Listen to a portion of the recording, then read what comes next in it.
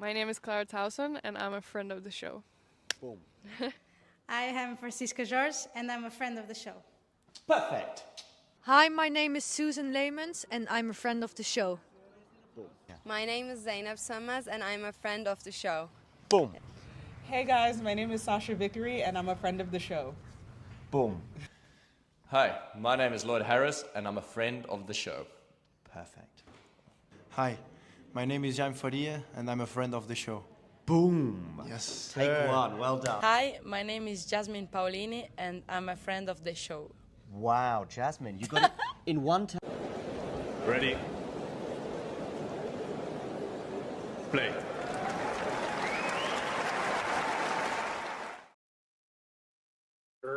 Ferg, how we doing? I am good. How are you, Zach? I'm good. If you all hear what appears to be a crying goat in the background, that is probably actually just my infant son, baby Archie. So Fergus, I'm going to count on you and the viewers to let me know if I need to grab him and bounce him a little bit because, yeah, he's been on one. I don't know if you can tell by my appearance. It has been a night. You look great, Zach. You look Thank great. you, Fergus. You know who else looks great? Oh, okay. Yeah, he looks Jannik great. Sinner. Jannik Sinner looks really, really good at tennis. Still, shocked. You know, he's not bad. You know, I've seen some pretty good tennis players in my time. I think he's probably one of the better ones. I think I think that's a fair and balanced take. Jake Davies has entered the chat, so we're going to be on one today. Jake, hope it is a lovely afternoon in Wales.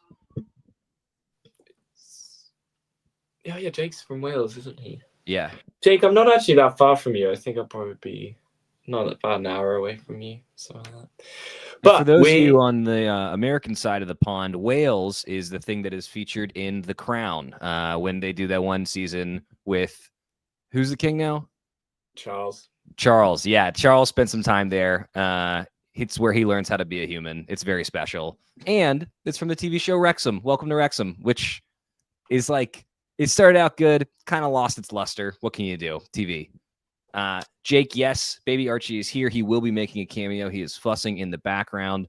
Father life. And this is what everybody should know about this. This applies to not just fatherhood, but really life in general. The list of stuff that is hard and difficult, you can correctly identify in about 6 seconds. The list of stuff that is wonderful and takes your breath away is far too long to talk about on today's broadcast. That is such wholesome content. That's what we like to hear. I'm a big wholesome content guy, famously. FAA is also another famously wholesome content guy. Now, Kit Dr. Zach Fergus has to chime in here. This is an abomination. It is outrageous. The two finalists are wearing these two outfits. Adidas with the most uninspired off-royal purple I've ever seen. And Sinner wearing, would you call that mauve? Like a what would you call that color? No, that's so more boring. Maroon. That's more maroon, I'd say.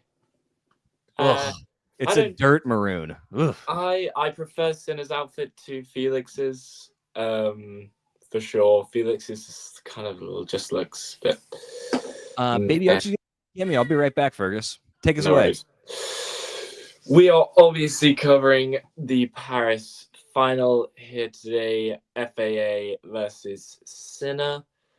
For me personally, this could be an absolute walkover. Not an actual walkover, but this could be 2-1 over in about an hour and 5 minutes.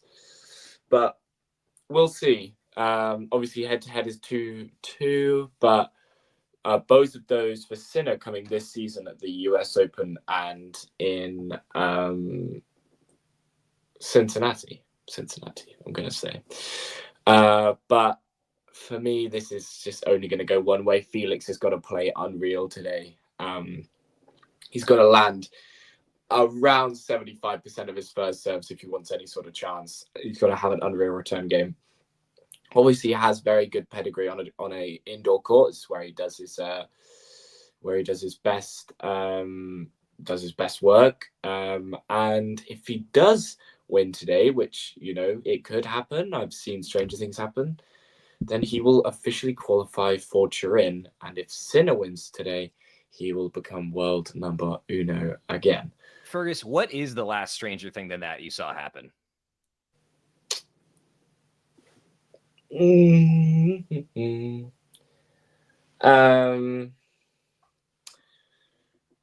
What then Felix beating?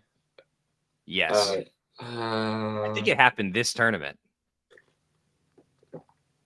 Well, Carlos losing to Nori? Yes. And I know that Nori is a darling of the talking tennis community, just like like a lesser lefty Lerner Tien, for example. But that was truly shocking to me, especially after the run that Alcaraz has been on. Yes, but we know that Carlos's indoor pedigree is not anywhere near as big as his clay, grass, or even hardcourt pedigree. So a shock for sure, because indoor is Cam's worst surface as well. Archie is looking absolutely adorable. This like Lerner Tien is the prince who was promised. Yeah.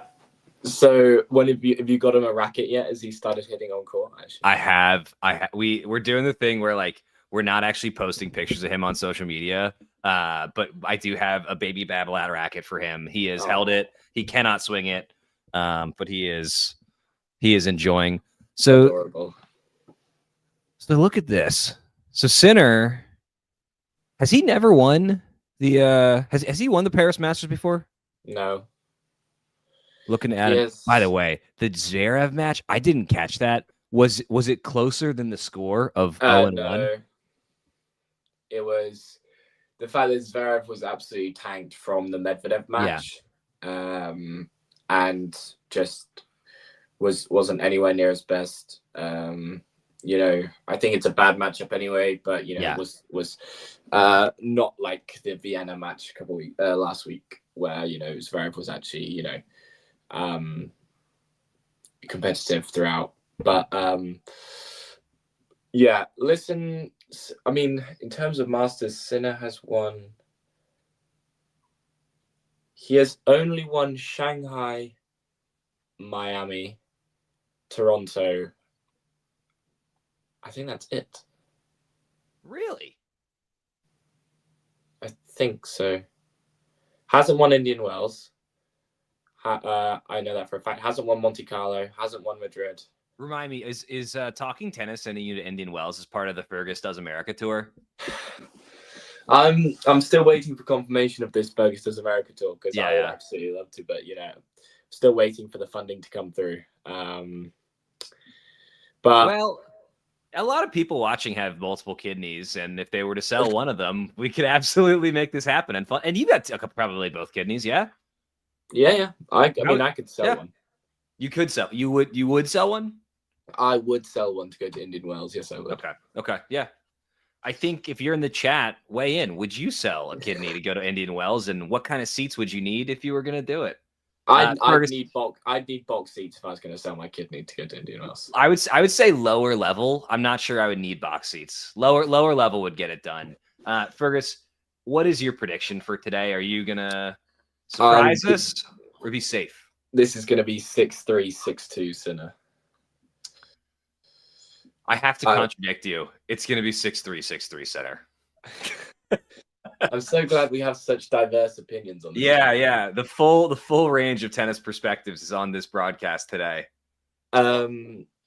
Felix has to make this the most physical matchup of all time if he wants to, have real, ambitions of taking home his first Masters 1000 title and his, I'm gonna say, 9th ATP title, 7th indoor, off the top of my head. Oh, I'm gonna guess. Who is the player who raises their game the most in indoor tennis? Is it FAA? As we're about to get underway here with FAA serving. I think so. I think Felix, raises his game from what it can be on like every other part of the year to now. Felix definitely makes the biggest jump. 2-time Basel winner. Basel, not Basel, as in the herb. Basel, getting ready for the America tour. I love it. No. Say it, Novak Djokovic. Novak Djokovic. There we go. Felix serving first. I think you're slightly ahead of me, but that's okay. I'll pause for a few seconds here. Where are you? It's 15 Love Center, or Love 15 Center. Love 15. Okay. I will tell you when to go. Okay, you could probably go now. Great.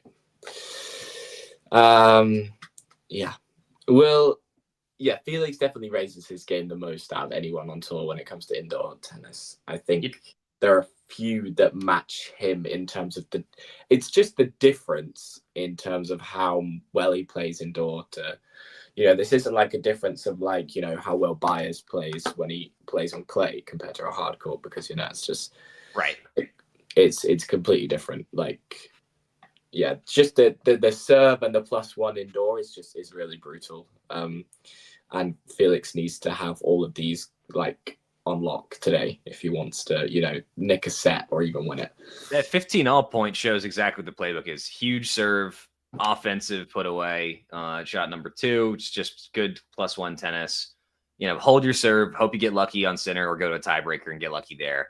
And that's not exactly a great game plan, but it's more than most people have available to them against Sinner on any surface.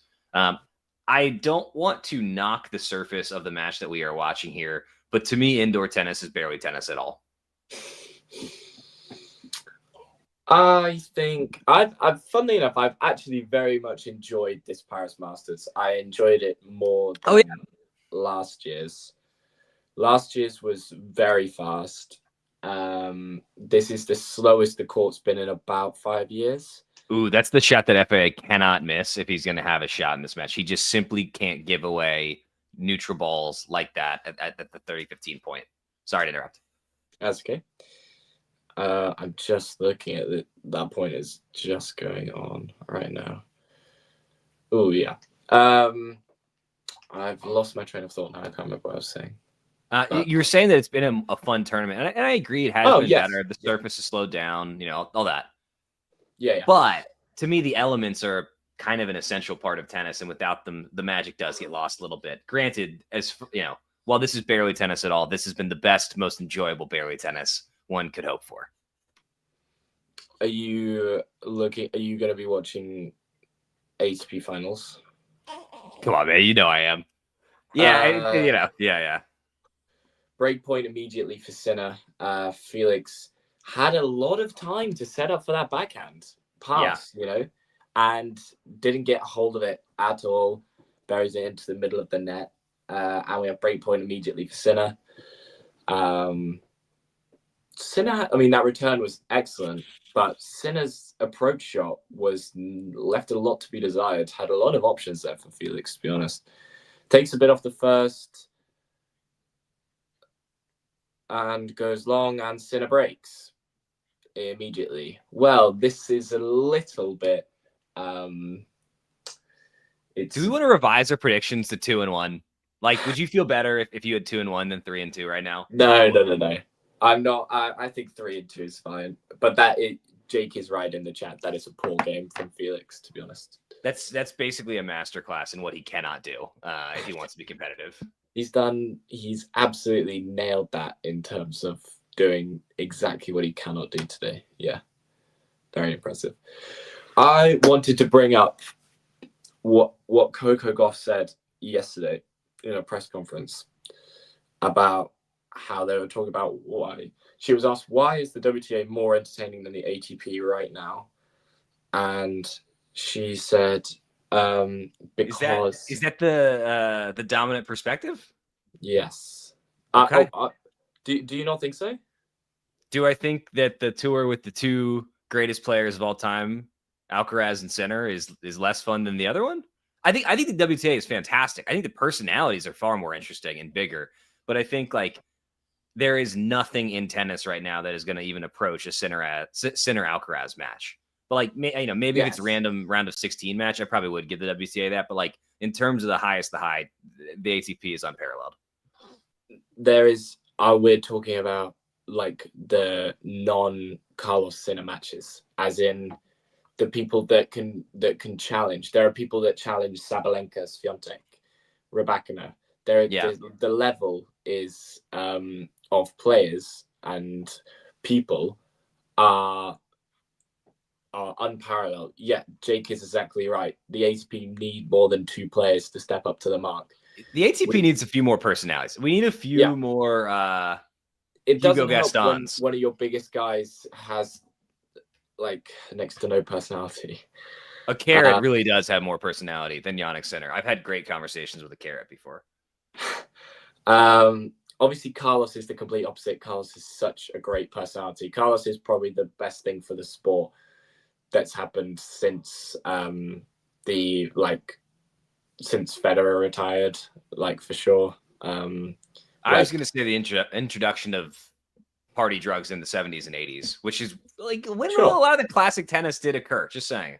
Yeah, but there just needs to be some more people. There needs to be one or two more that can really step up next season and find a level that can challenge these two.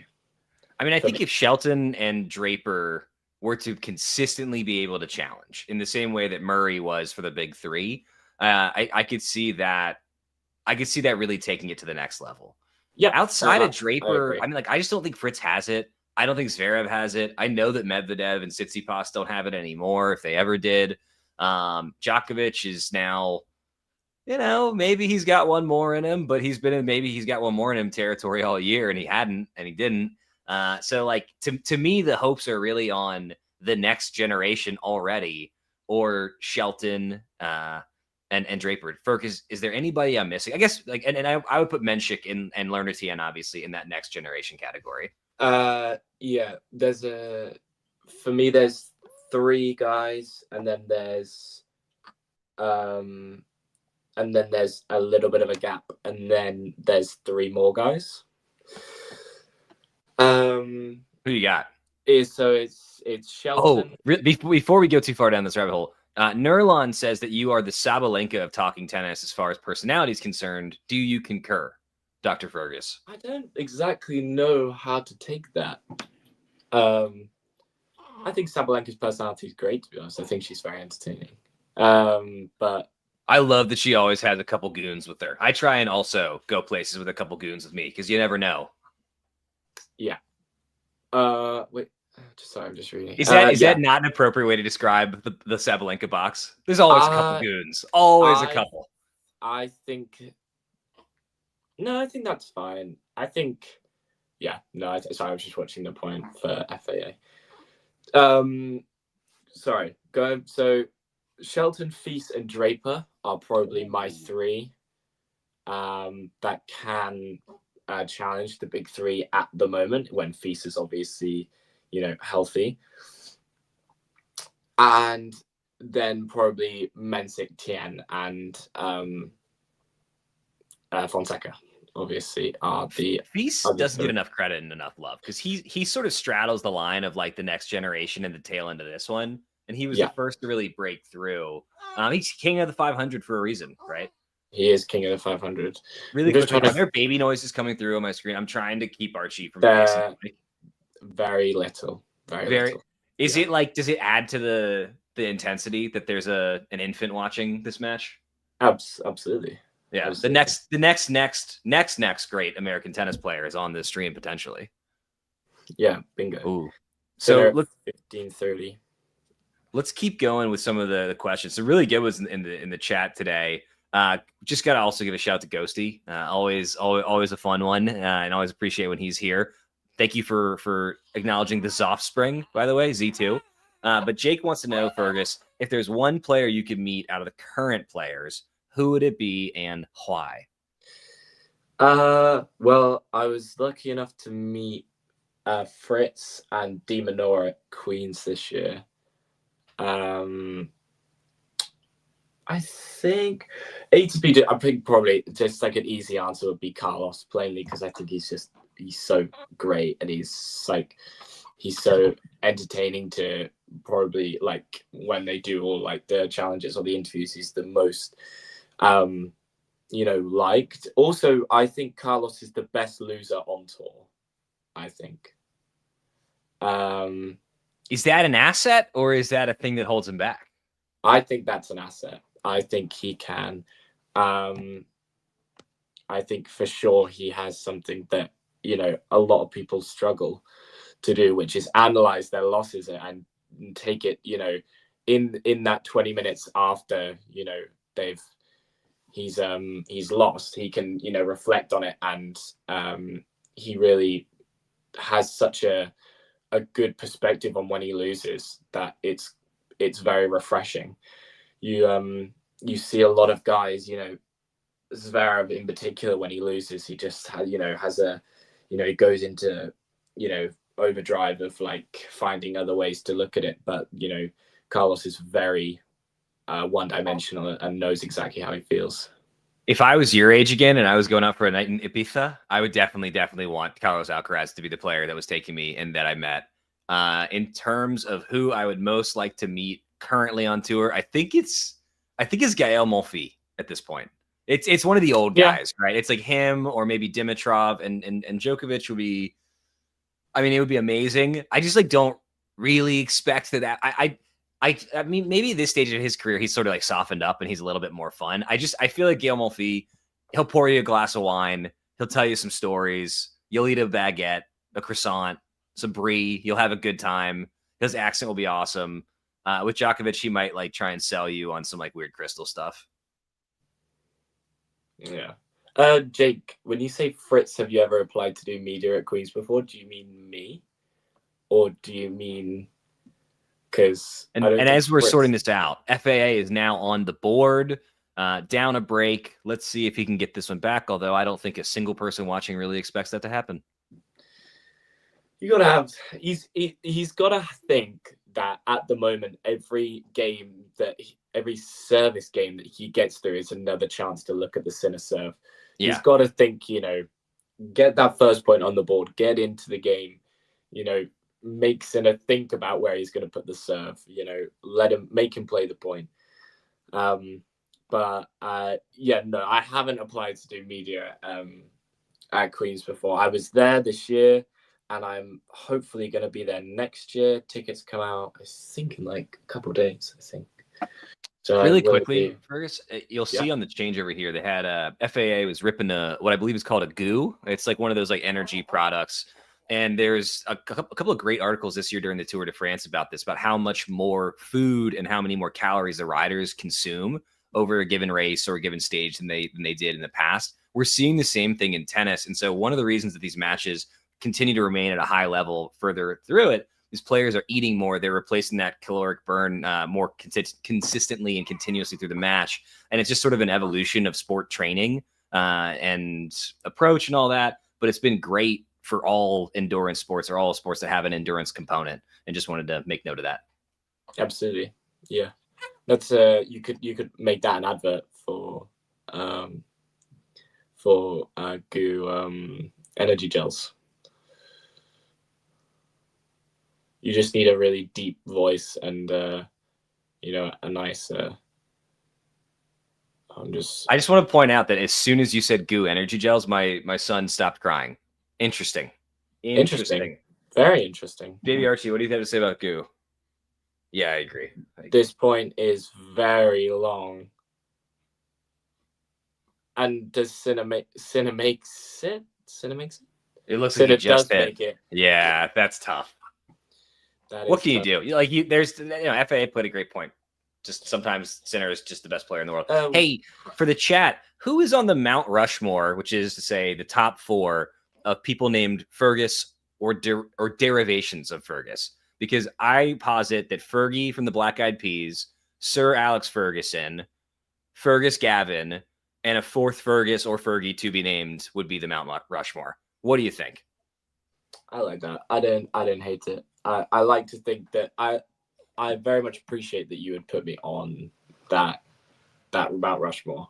I'd like to see you personally chiseling my head onto Mount Rushmore. That would be cool. Fergus, I've got great news. It was going to be a surprise, but as part of your American tour, we are going to do a Mount Rushmore.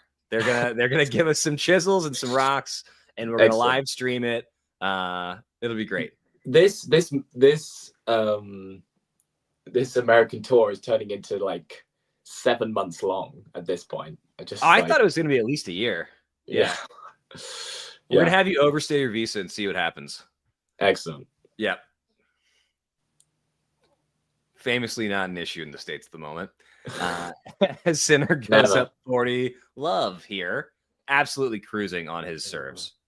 The backhand hasn't fired for Felix yet at all. You can see the difference between Sinner and Felix's backhand. Sinner really pushing through over the flat part of the net. And it's just too much to handle for Felix. He hasn't quite found the timing on the backhand when Sinner's put more pace on it. Hasn't introduced anything in terms of a slice yet. We'll see if he changes that. Yeah, 7 unforced errors for Felix, just to 2 of Jannik. As Felix misses and Sinner holds to love quite easily.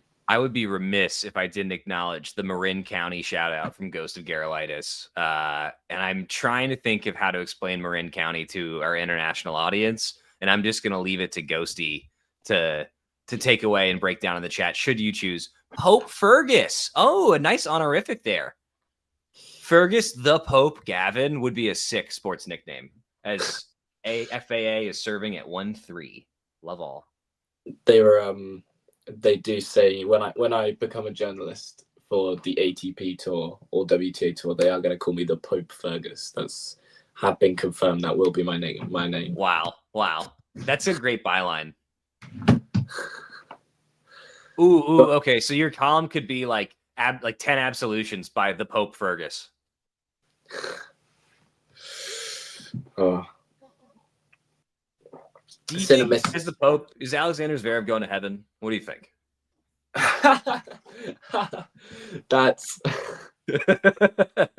That's a question I'm not willing to get into on the stream.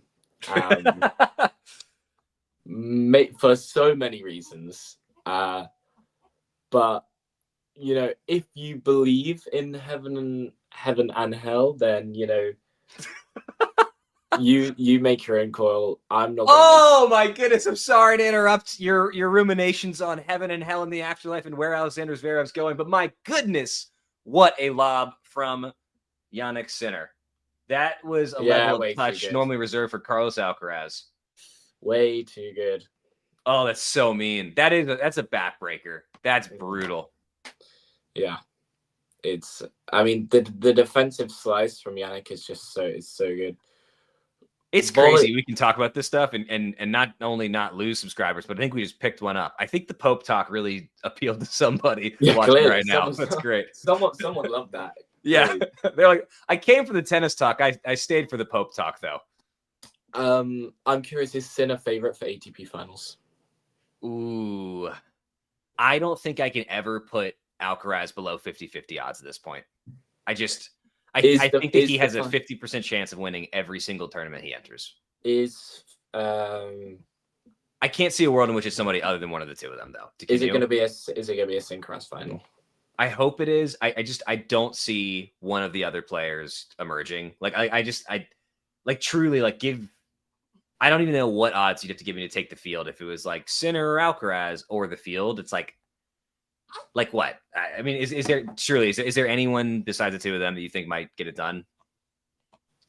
Oh my God, how has Sinner won that point? I mean,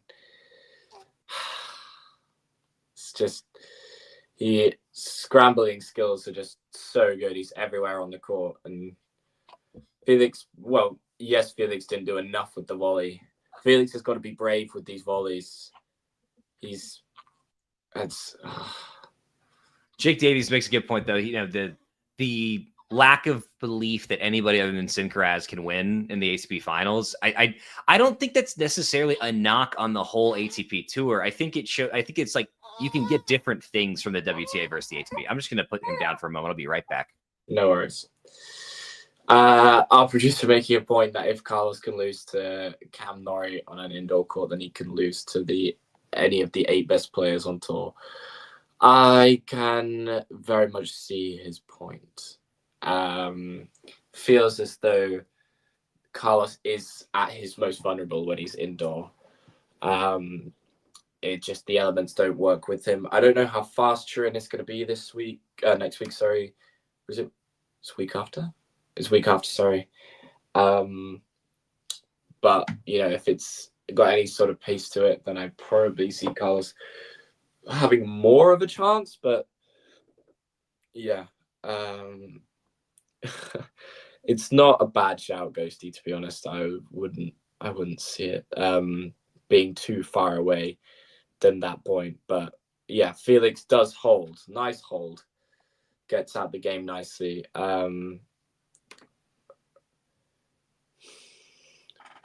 Yeah, so it's 3-2 Sinner in this first set. Just 20 minutes gone.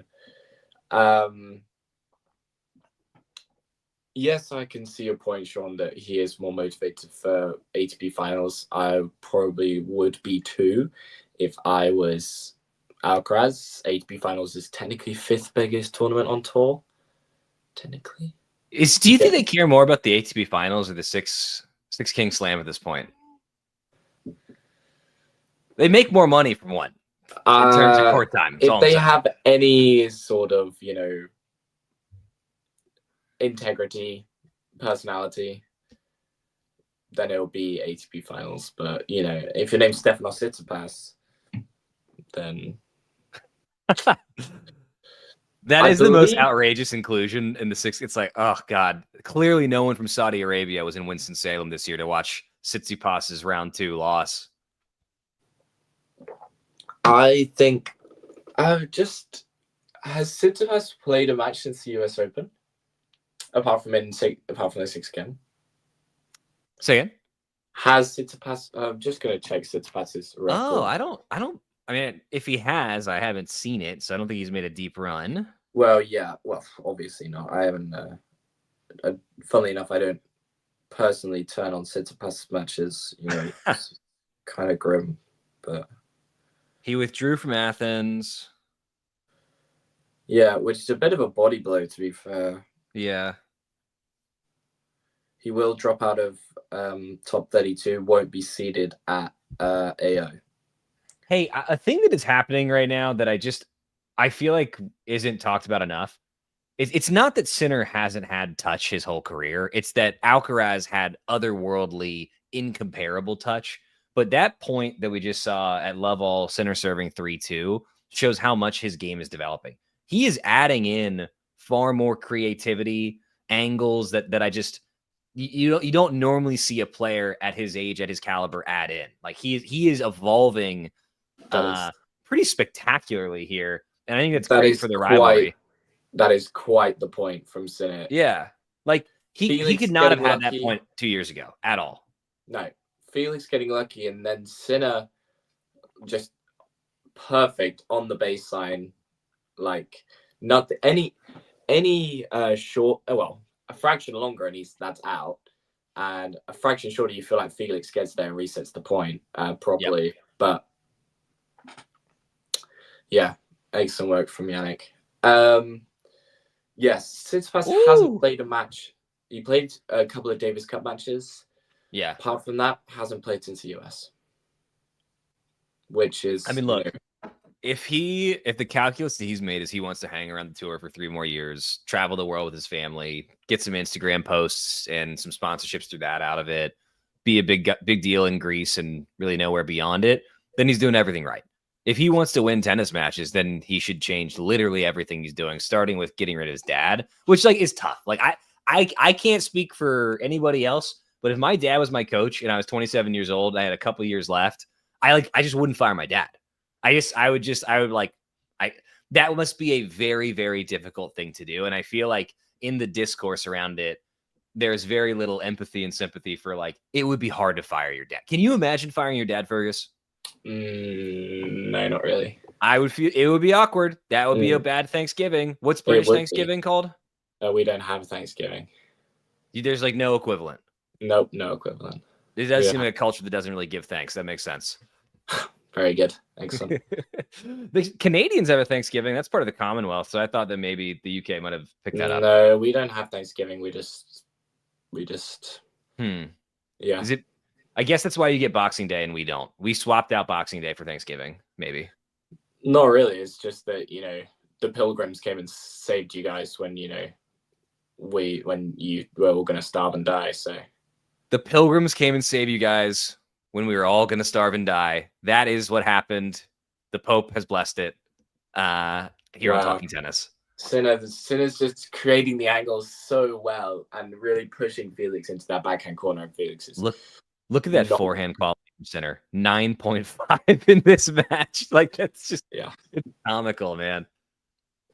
Yeah, it's a shame got an unreal forehand and has the best sliding backhand of all time. So yeah, I love that he's got the monochrome look and the hat doesn't quite match. Really inspired design. Give that person a raise. It's terrible. It's so bad. I just think that obviously Felix, obviously Carlos and Jannik get their own kits compared to everyone else. It's Carlos and Yannick's kit, and then you get your own other stuff. I feel like probably Carlos should just get one because Yannick's are just always so bland. Yep. Hey, so Jake put in the chat that there's a rumor out there, started by John Silk, super producer, that there's going to be a live stream on Talking Tennis on Christmas Day. I actually do think a Boxing Day live stream could be kind of fun, of what presents we're hoping to get this year from tennis, all that stuff. It could be the big fat quiz of the year of the tennis community. Oh my god, yeah, we should do that. Are you a big fat quiz guy? I am a big fat quiz guy. Yeah. It is. I've been a fan since the Goth Detectives in 2000. Although one of them's kind of gone off the rails since, but that was a good year. And then of course the infamous Jack, what's his name, and oh no, my baby brain's forgotten. Sorry, I'll focus on the tennis here. That's okay. Yep. Nice serve out wide ace from Felix to get us going at 2-4 in the first. That's 2 in a row. Felix sending it up the tee. Minus that one game, it's not like FAA has played poor. I mean, he had a sloppy first game, and then pretty good since then. He's admirable effort. He just doesn't have what it takes. It's not a knock on him. We are all blessed with different gifts, and he simply cannot match Jannik Sinner's. Big Nerves probably in that first game. Yeah. Second Masters Final. First Masters Final was a bit of a cop-out, I'm not gonna lie. Had three walkovers on / retirements when he got to the Madrid final in last year. Yeah, I mean, that was one of the wildest draws. That was reminiscent of Kyrgios's draw to the finals of Wimbledon in terms of how cupcake it was. Yeah. I mean, if you're question for you, Fergus. Sorry. If Vachereau had the same draw that Kyrgios had in his Wimbledon finals run, would he have made the finals? No. Kyrgios has all grass weapons that you need. The change up, the drop shot, the big serve, the big +1, the slice. Kyrgios has all the ingredients to, be very effective on grass, which he is very effective on grass. Yeah. But would he have lost to Rafa if Rafa had played? Yep. Yeah, probably. The references coming out of the chat today are absolutely electric. I love the poutine being dropped in there. Quebecistan. Just a quick plug for poutine. You might see, as going back to the players eating more on the changeovers, maybe that's something that we'll see in the future. It's just a nice thing of poutine for the Canadian players on the sideline between games. I think you've got the carbs, you've got the fat. It does everything that you want in a recovery meal. I have to remember at that point as well, Rafa was still on for the calendar slam. Oh, for that semi, that's right. Yeah, before he pulled out. Anyone that is watching and not subscribed, please hit subscribe. We're creeping up on 20K. Unfortunately, Jake, I don't think we're going to be doing a Boxing Day stream purely dedicated to Victoria Azarenka. I mean, not with that attitude. It might happen, but I just don't see it happening. I do think the Boxing Day stream, like just throughout the day, show up with Uncle Zach's got his eggnog, Pope Fergus, put a little bit of holy water in the wine, kind of thing. Like it could be a fun day if the coalition of the willing were into it. Do you go to church on Christmas Day? Me? Yeah. I do not. Actually, I'm trying to think of the last time I did that. I don't know. Fergus, legitimately the last time I did that, I'm not sure you were all the way sentient. It's been so long. It's been at least 17 years, I think, since I went to church on Christmas Day. I would have been 3. Do you have memories of that? No. When I was 3 years old. Yeah, I mean, sentience is a weird one when you're 3, because you can look around, you can see things, you can use words, but if you have no memory of it, were you really sentient? True. Yeah. Is this whole if a tree falls in a forest and no one's there, does that actually? It is. It is. If a toddler experiences something but can't remember it, did it ever really happen? We'll find out with Baby Archie, the prince who was promised, the next great American tennis player, as Sinner is serving 15 love 4-3. He is one break away from making both of our first set predictions come true. I believe Fergus had the bold choice of a 3-2 win. I went with a conservative 3-3 for Jannik Sinner. Very conservative. Very. It's just the backhand again. Felix literally knows it. Felix knows it. It's not. He hasn't got the timing right at all today. Look at that stat though, right? The points between 5 and 9 shots.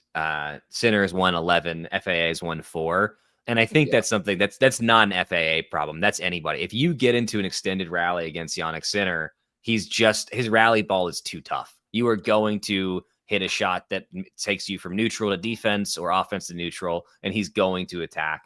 And the only person with the weapons to consistently parry that is Carlos Alcaraz. Agreed. I'm just trying to think. How different do you think this final would have been if Bublik was here? Bublik is one of those players who is erratic enough, mercurial enough that you just never quite know. He can get wacky with it with the underarm serves. He can bomb, he does not play predictable tennis, right? If you are playing smart by the book tennis against Jannik Sinner, you are going to lose. You have to bring the magic. And Bublik is one of those players that every now and then he can pull a rabbit out of his hat. Since Ghosty's talking about my real religion, I'll leave mine out of it. Reform Judaism, probably right. If we're like ranking doctrines, I think that's probably the one that's like they built in doubt. That was smart. Anyway, back to the tennis, Fergus. Way too good from Sinner. Really pushing Felix back, and then just drop shot is good enough to not even get Felix scrambling there. 40 love Sinner. I think this will be back to back. Love holds down the tee. Felix goes long with a return, and it's game. Sinner 5-3 or 3-5. Sorry, first set. Whether one game away, Fergus. Yeah, one game away. But what I've been saying, Felix has got to think that he's just got to hold serve, and he's got to keep thinking every service game is a chance. Yeah. You've got to keep pushing because you at this point you're not thinking there are any nerves for Sinner. The guy's served out multiple slams. Right. I mean, there could be nerves, but if Sinner hadn't against FAA, I don't think they're and this isn't a knock on him. I legitimately don't think that Jannik Sinner will feel high level nerves in this match, no matter what scenario he faces. Woo! The swinging volley there, very saucy, very very saucy. Nurlon, great question. There is something better than Interstellar soundtrack. It's the Remember the Titan soundtrack if you're into the music of that era. Fergus, as FAA is serving at 15 love here, 3 points away from making both of us look like silly geese and getting our prediction wrong. Do you think there's a soundtrack better than Interstellar's?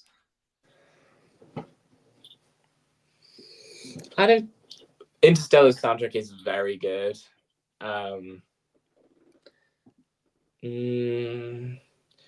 think arguably there is, but it's not original music. It's like if you look at right, we're getting off topic here. We're getting very off topic here. We'll focus back in on the tennis, not talk about the Interstellar soundtrack. Felix just taking his time here with this serve on the second point. Just goes into the backhand of Sinner. Sinner gets a net cord. Felix goes cross court. Sinner and Felix with the put away. No, maybe not. Sinner's still there. And then Felix goes wide with the forehand. Sinner just covering every ounce of the tennis court at the moment. And it's just, Felix then getting frustrated. This is such a minor part of a tennis match, but Sinner's ability to retrieve and return overheads on display indoors, which is particularly difficult, at least for mere mortals, it is particularly difficult, has been remarkable. I mean, I can't believe how many solid overheads he's read correctly, taken early, gotten back with some pace, as well as how many he's run down and just used every inch of his go-go gadget arms to get back. Sinner's reading of the game is second to none. It's unbelievable. How many clean winners do you see against Sinner next to that are actually not volleys or put away smashes that are actually on the ground. You see next to none because he's just everywhere and he reads the game so well. Felix with a nice body serve there. Jannik not dealing with that as well as he probably would have liked. His first serve taking a dip here later in the set. He should make his life easier and and try and get that first in, particularly as we're entering the kind of pressure points portion of the set. Yeah, probably, but I think that was actually just a let chord. Yeah, sorry, my stream is a couple seconds ahead. That's okay. I was just gonna say, are you already looking towards Australia? Of course, man. Well, so here's the thing about parenthood, and you'll, should you choose, learn this one day. You find yourself awake at odd hours more often. Like I was a big go to bed at like 9:30, be up by 5:30 guy for the past, I don't know, half decade or so. Not anymore. And so, yeah. So I'm very excited for Australia because like matches that in the past I for certain would have been asleep for, I'm gonna be awake for. I think that John in the Talking Tennis community will get text messages from me at like 3 a.m. like, hey, can I jump in on a stream if there's one happening right now? And that just is not a thing that would have happened. So I'm looking forward to that. I also think like, it's important to indoctrinate your children, right? Like I really, really would like him to play tennis. And I figure if he's got fond memories that are like half memories of hanging with dad, watching tennis, talking tennis, maybe that will help one day. Yeah. I'm inceptioning him into liking tennis, basically, into being the next great American tennis player. Bingo. He's going to be like 5'9". Like the ceiling is probably Lerner Tien. Yeah, probably. I've been trying to develop his left hand though, as FAA has a game point here to make Fergus and I look like silly geese. Let's see if he does it. I can hear him thinking. What was I gonna say? Oh yeah, I mean, ATP Finals. What finishes? 14th, 15th? I'm gonna say, as a guess. But and then we've got a month and a half before the season starts. 2nd of Jan. Am I right? 2nd of Jan season starts. Sorry, I completely forgot Zach isn't there. Yeah, I think 2nd of Jan season starts with the United Cup. Had some teams confirmed already. Poland will be Iga and Hubie. Australia will be Maya Joint and Alex de Minaur. I think, unless Sinner goes long and Felix does hold. What's he saying to the umpire here? What's the discussion? I think I missed something. Felix was given a time violation. Yeah, for taking too long between points. I think just 40 minutes in, Sinner will serve it out in a moment's time, probably. Anyway. Yeah.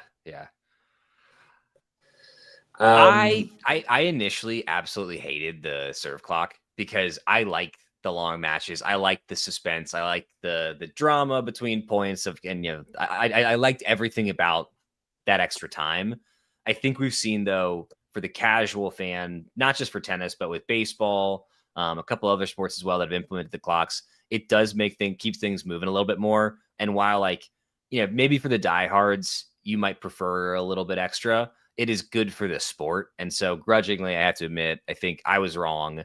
The serve clock has been a positive and a good thing, and is here to stay. I think that they have the amount of time about right. I could see ticking 5 seconds this way, 5 seconds that way.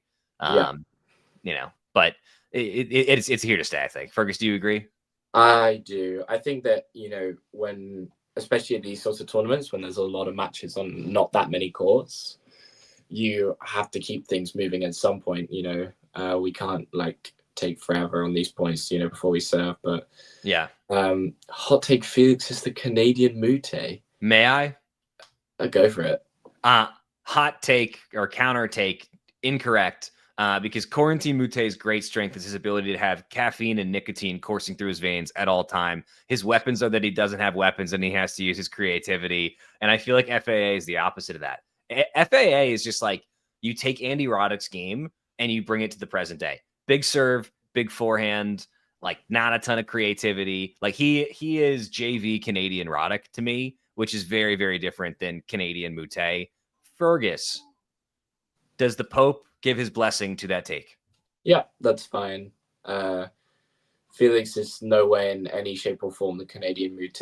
I think probably don't mince words, Fergus. Yeah, don't sugarcoat it. Don't worry, I'm not going to. Chapeau is more of a Canadian Mute than Felix is, 100%. And Chapeau isn't anywhere like Mute, so Chapeau is in fact my favorite Canadian tennis player. Oh, I think if you were to say that Lerner Tien was the American Mute, but like his Mario to his Luigi to his Waluigi, No, I'm trying, so I can't do it. I can't do it. The Corentin Mute is a singular figure. He is his own person, his own player. I think you probably would have to go back further to someone like a Arnaud Clément if you want to have like a comp for what he is. Yeah. Arnaud Clément, by the way, had one of the best looks in tennis history. The bandana sunglasses combo, you don't see it at all, which is to say you don't see it enough. I would like to see that make a comeback. It's why Diana Schneider remains one of my favorite players. When she rocks that bandana, every single time I go on Amazon and I'm like, I'm going to buy a bandana. And then my wife talks me out of it because they look silly on most people. But not Diana Schneider and not Arnaud Clément, as Sinner serving at 15-0. If Felix is in the game, he's in the game. He's got to think, let's just make this return, make the return.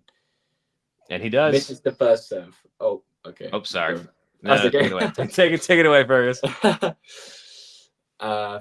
Second serve. Into the Felix forehand. Forehand to forehand exchange. Still cross court. Felix a little short. Yeah, and Sinner's going to put that away. Yeah. Easily. And so Ghosty says in the chat, Pat Rafter rock a bandana? He did. He also was the first player, I think other than maybe Ivan Lendl, to do the sunscreen on the nose, which is the opposite of a good look. That is the silliest, worst look as Sinner serves at 30-15. But Alcaraz could pull it off though. Oh, 100%. The bleached blonde hair with the sunscreen nose would hit. Felix just didn't quite get his feet to the ball on that last one and just kind of, gave too much. Yeah. Gave too much. I think a ball's gone flat as the ball's been given to the umpire. Oh. Sinner serving at 30-15. Did Jannik Sinner pop a ball? Possibly. I mean, he did hit it at nearly 100 miles an hour. Wow. Yeah. 2 set points for the world number 2. Yeah. I'm calling ace up the tee.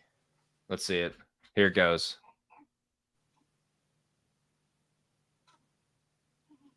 He did go up the tee. Felix goes for a drop shot. That's never going to be good enough. Sinner puts it away. Game and first set, Sinner. 6-4. Sinner doesn't look to be in any sort of physical stress or anything like that. After 45 minutes, Sinner in full control. Felix will be serving in the second. Yeah, Ghosty, all right. That was a terrible drop shot from Felix. And yeah. I think Sinner's north-south movement has gotten better. Again, I think a lot of the stuff that we're seeing today, it's like it is Sinner developing his game in response to Alcaraz, but it applies to other players because I think that drop shot really was a challenge for Sinner over the last couple of years. And so Sinner has now adapted, adjusted. He moves forward better than he used to. And FAA, unfortunately, is just on the wrong side of that today. Yeah. To be honest, that's not a terrible set of tennis from Felix by any stretch of the imagination. It was that one sloppy game that right at the start for a few nerves and that's really cost him. That's a level that consistently gets wins against everybody other than maybe 12 players on the tour that the FAA just produced. Ghost of Garolitis dropping the ultimate Peter Crouch line. Good touch for a big fella. Little soccer reference there, Fergus. Didn't know I had that in my bag, did you? No, I guess you had that in your bag. I guess you had that. Yeah. Who could forget Peter Crouch, the 6'7" forward with good touch for a big man? Really? Very big guy. I don't know if they complained about the ball weight, Sean, but I think it's just the courts. They're just very slow. Fergus, do you expect to see anything different in set 2 here? Felix needs to hold on to his serve from the beginning. Needs to start well. That is number one priority for Felix right now is start well. Are you familiar with the viral YouTube video Leroy Jenkins, Fergus? I feel like I know what you're talking about, but I'm gonna say no. Essentially, it's a bunch of people sitting around and one person just screams Leroy Jenkins, then runs in and does some stupid, crazy stuff. And that I think is what FAA needs to do in set 2 here. He cannot have a play it safe set. He needs to force the action. He needs to get a little wacky with it. He needs to take shots that are not on paper smart shots. He's just not going to win playing smart tennis. And so, look, he can lose 6-3 or 6-4 again in set 2 here, or he can go for it. The problem is if he goes for it and doesn't hit, he could get bageled, he could get breadsticked, but he cannot play his normal game against Jannik Sinner because basically nobody other than Carlos Alcaraz can. And I feel like a broken record on this, but this is something that I think we see with the Bubliks of the world. Bublik is not afraid of losing a set 6-0. Bublik is going to swing for the fences, hit crazy drop shots from all parts of the court, and he recognizes that's what he's got to do to win. Yeah. I was on here for the Bublik Sinner match at the US Open. And, I think it was 1-1. It was, it was bad. But anyway, Sinner wins the first point, big forehand into the Felix backhand. That has been the moral of the story. So not the moral of the story. That has been the story. Sorry. So far, just Felix pinning. Jannik pinning Felix in that backhand corner, just not allowing him to move from there. And it's not worked out for Felix as of yet. As it's a big. It's the bigger weakness of the two for sure. But Zach was talking about how he needs to try go for something different. Go big. Felix Leroy Jenkins, if you will, as Ghost has put in the chat. Felix does not have this game to switch it up, mix it up, go even bigger. This is not the type of person, not the type of player Felix is by any means. For me, anyway, I feel that Felix has not a one-dimensional game, but has a very sharp and focused ideology of how to play his tennis, and he doesn't really shift from it. It's not like a Rublev where you get the same thing. It's ball bashing or nothing. That's the kindest way to say it. Felix doesn't have a creative bone in his body on a tennis court. I hope he paints or sings or something off the court, but on court, you know exactly what you're going to get. And when it works, and it does against basically everybody, but 2 to 10 players, depending on the day, it's great. But yeah, he just can't play his normal game against Jannik Sinner. And I don't know what you tell a player if you're a coach when that player is so committed to one style. I don't know. It's the only way he can break through is if he adds new dimensions and components to his game and steps outside of his comfort zone. I think it's a mental thing, not physical. I think he's got the shots and the ability to do it. He just cannot, for whatever reason, say, I'm going to hit, a 50-50 shot, which is maybe not smart on paper, but it's what I need to do to win. Yeah, because playing that, just clinical sort of, percentages game against Sinner will not work at all. It just won't work because he is the best at grinding you down and beating you on tour. As Felix double faults, I think it was his first double of the match for 30-all under pressure immediately in this second set. Not much positivity coming out of the Felix camp right now, not gonna lie, which is possibly the worst thing that you could probably see. You'd want to be really up for this. I mean, it's a Masters final, right? And Felix is, playing the world number 2. You gotta be up for it, but they look very sedated right now. Yeah, I would like to see a little passion out of Felix. I'd like to see, I don't know, let a yell out, let a scream out, get fired up after a big point, get frustrated. It's just, the thing is, how many big points has he won? Yeah, as far as I can remember, 0 so far. Because, yeah, Felix return. serving at 30 all. Hits the forehand into the Sinner backhand, runs around it, and goes long. Sinner will have a break point to start this second set, and I'm having deja vu. Felix has not started this set well. Little sloppy on FAA's part, but also just constant pressure from Sinner. This is what he does. He just grinds people into dust. Yep, and just doesn't give them any wiggle room whatsoever. I think Greek Sport is someone that talks about it so well. I mean, when he beat Sinner in Shanghai, how you know that you cannot sit in a baseline rally with Sinner because you just, he'll beat you every single time. You've got to mix it up constantly, which is how Bublik beat him in Halle. Yeah. And I guess why it got to the point where it was like that in Shanghai, I love, by the way, that we've had our first Dodgers reference in the chat. Yeah, that's a tough one for the Canadians. It mirrors the Stanley Cup drought as well, I believe. Canadians not getting it done in big sporting events at the moment. Do you have players on tour that that you like that aren't American? Of course. I love Corentin Moutet. I love a lot of the French players because they play with passion and they kind of wear their hearts on their sleeves, and there's a little bit more creativity. I very much enjoy Menchik. I think he's fun to watch, but also to me, Fields is my favorite of that generation. I know I'll joke about Leonard Tien and I have a soft spot for him, but I like watching Arthur Fields play a lot more. Bublik is one that I enjoy. That's a great stuff.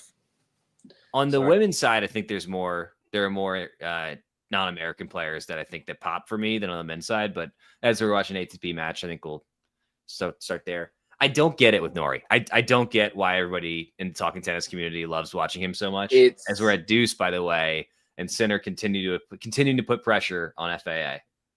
Mulfie remains my favorite. I think it's led by James, and then Vanch is obviously a big fan. I don't know why Vanch is a big fan, but I think he just is. And then obviously myself as well. I love watching Norrie for the unpredictability of everything that's about to follow. Sinner, by the way, with an uncharacteristically sloppy miss there. Sorry to interrupt. No, absolutely. But in terms of non-British players that I like, I'm a big fan of Shapovalov. I like Greek Sport. I'm a big Ben Shelton fan. Obviously, Carlos. Yep.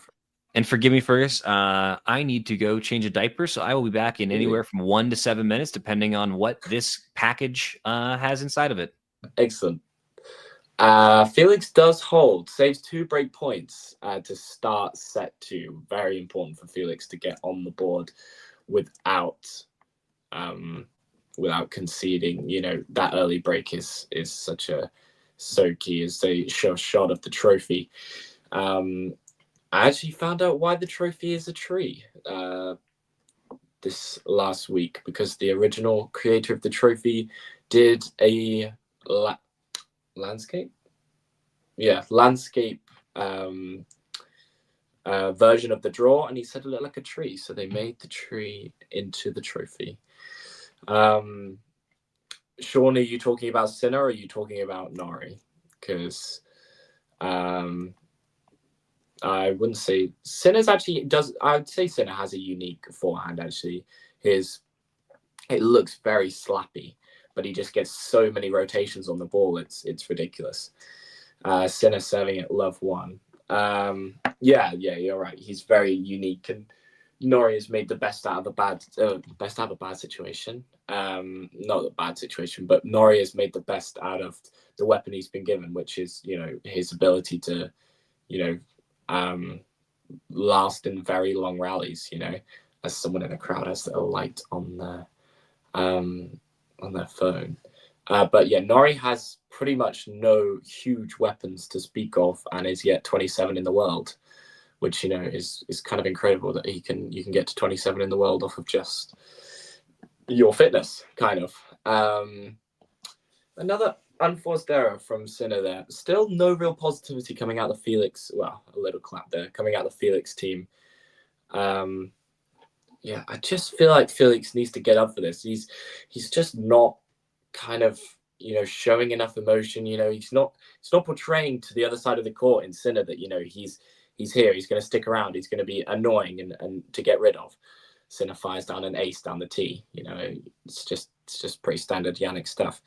You know, obviously if Bublik was in this final, you know, we could be already over by now, but, you know, we know what we're going to get from Felix, whereas we don't know what we're going to get from Sasha. So, yeah, Sean, for sure. Sinner's forehand is very hard to copy, but I actually, funnily enough, there is a guy on TikTok that has pretty much nailed his Sinner's technique. It's quite scary, actually. He also wears Sinner's outfits a lot. It's a bit weird. I don't know whether it's an obsession or it's just, you know. Sinner with 40-15 has 2 game points here to level up at 1-all. No, I don't know why. I can't remember why they moved the venue ghosty. I couldn't tell you. I'm sure our producer will chime in a second telling us why. That's another dead ball, I think. It's 2. Sinner with a pretty slow second, to be honest. It was unlike him. Felix got to crunch that backhand. Doesn't. Sinner with the backhand. Felix coming in off the forehand. Sinner nets the sliced forehand into the net on defense. Yeah. A better point from Felix there. Very good angle with the forehand of that second to last ball. And then does the approach well. Keeps it nice and low. Doesn't give Sinner that much time to think about what he's going to do. Yeah, serving at 40-30. Sinner goes out wide, +1. Felix on the defensive stretch and will go long. And game Sinner. 1 game all. Well, I think that's possibly the first time we've got to 40-30 on Sinner's service game. Not gonna lie. I don't think we've reached juice yet on a Sinner service game. And we, just as we're about to tick over into the hour, Felix serving at 1-all. If you're watching and you're not subscribed, please hit that subscribe button. We are, as I say, creeping up on 20,000. Ghost, you are exactly right. You can't let Sinner get comfortable on the baseline. You're never going to win. I can only remember that one drop shot from Felix, and it was a poor one. Felix starts with a lovely forehand winner. Down the line, no chance Sinner's going to get to that. That is the serve +1. That is perfect. And that is almost touching 100 mile an hour as well. 155 kph, which I believe is about 97 miles an hour, something like that. My conversions aren't the best, but it's just a rough estimate. Can he do the same? No. Sinner's return lands on the baseline, comes into the net, and Felix gets him on the pass on the backhand. There we go. That's the first time Felix has nailed the backhand pass cross court. Does very nicely there. Return was so good from Sinner that return was so good from Sinner, but landing right on the baseline. But Felix nailing that backhand pass, gets nice and low, gets the dip perfect over the net. Past Sinner, putting together a nice service game. Lands the first serve again, or does he? No, it was a let. Sorry, I don't have volume on my stream. Felix looking for another first serve. Wonder if he's going to go at the tee again, as we have now ticked over the hour mark. Goes into the backhand. Felix backhand cross court into a backhand to backhand rally. Sinner changes the forehand. Felix goes down the line and it's perfect. excellent game from Felix he's putting together here. A lot better start to this set than the first. Excellent work. Sinner changed to that forehand, but it didn't really deter. It didn't really deter Felix. Crunch that forehand down the line. Hey Jake, how you doing? 170 kph. Wow, that is quick. What would that be in miles per hour for those of us that, 105? Oh, wow. Yeah, that's no joke. That's seriously quick from Felix. So has he been sort of forcing the action and increasing his offensive output, or what just allowed him to have that caliber of game? That is almost a perfect game, and even a show of emotion from Felix there at the end. He's listening to Coach Zach. Yeah, that's a perfect game from Felix. Yeah. Welcome back, Zach. I was just Thank you. I hope you enjoyed any commentary that you may have picked up on from me. I was just filling in everyone that can't be watching right now. Oh, yeah. There is... Who is that in the crowd? I feel like they'll show people in the crowd, and it's I can't tell if that's supposed to be a famous person or not. I'm not sure. I feel like that kind of could be a celebrity as well. I don't think they're celebrities, but it was just the way he was wearing his glasses. I feel like it probably was. Sunglasses inside. Is that Mansour Barani? That is, yeah. The legend, man. I don't know what that guy's life story is, but he seems like just the best. Like every time I see that guy, he's cracking jokes playing tennis, and at a tennis thing. That's good living right there. I believe, unfortunately, when I first, you see him all over in like social media when he does like the entertaining stuff, like in his actual playing career, he never broke into the top 100. He just was a good hang and a ton of fun, I guess. Yeah, I guess so. I think he was 103 career high or something like that. He is the poster child for just being a good hang, and things tend to work out. Like he will be at every major ever for forever because people just like watching that guy mess around. Yeah, they love watching him play. Yeah. Here we go. Sinner at 1-2. A tale of two sets. The comfort and ease that I think he felt in that first one, not there so far in set number 2. A couple more errors from Sinner as well. Is his fragile body breaking down already in set number 2? You do. The word fragile does come to mind when I think about Jannik Sinner's body, to be fair. Yeah, I mean, he's no Jack Draper, for example, but certainly, Yes. Would benefit from trading in Las Vegas in the offseason as well. Yo, we are 14 subscribers away. If you're listening right now, like text your friends, call your parents, harangue your children. Just get 14 people to subscribe. It'd be really, really fun to be on the stream where we hit 20K. We're so close. We are 114 subscribers away, Zach. Oh, man, I'm not getting enough sleep. 114 is not that many. Start texting people. Everyone calls their aunt their uncle, their mum, their dad, their sister, their brother. Create a dummy account or 10 and just do that. Get a VPN going.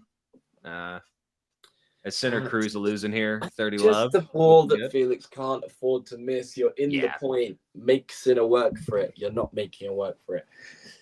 It's so easy to say that sitting here in my chair at home, but Why is he not doing what we would be doing if we were on that court, Fergus? I can't make sense of it. Well, why? Because this match would already be over if he was doing what he would be doing. I would miss every second ball. I think it would. I don't even know if we would have won a point by now if we were, So I think I would have to spend at least 4 hours on a tennis court with Jannik Sinner to win a point.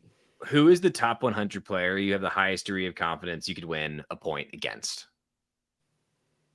The answer for me is a layup. It's an American. Are you gonna say TN? No. There's no one watching this who's not a professional player has a shot in a point against TN because he doesn't miss. Riley Opelka. I could absolutely steal a point from Riley Opelka on my serve. If you give me 3 sets to do it, I can get 1 point against Riley Opelka on my serve. No doubt in my mind. 1 point. 1 point. He's got club level ground strokes.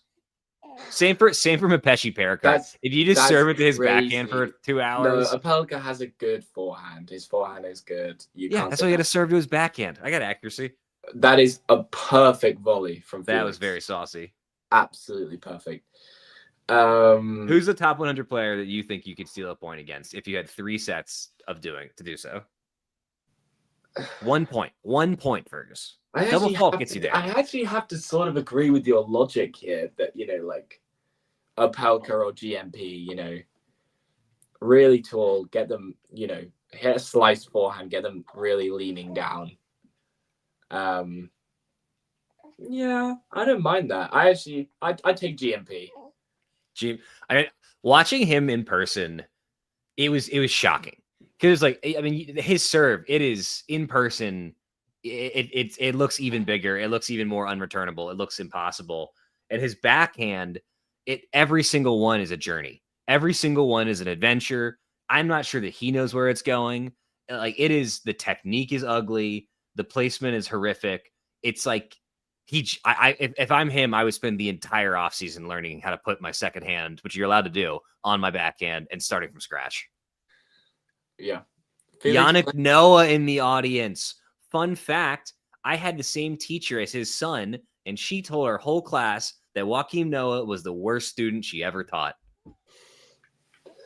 He was rude, amongst other things, which I guess when your dad is like a professional athlete / pop star and you're a 7-foot tall basketball prospect, I could see how you'd be kind of a snotty teenager. Please do go see GMP in person. No, it's a religious experience. No, please don't go see GMP. I don't think you need 17 minutes to understand the GMP experience for forever, and then you never have. And Opelka's the same deal. Like, it's worth seeing them for between 15 and 20 minutes just to see what it looks like. Sinner forcing the action here a little bit. Yeah, a point away from being a point away.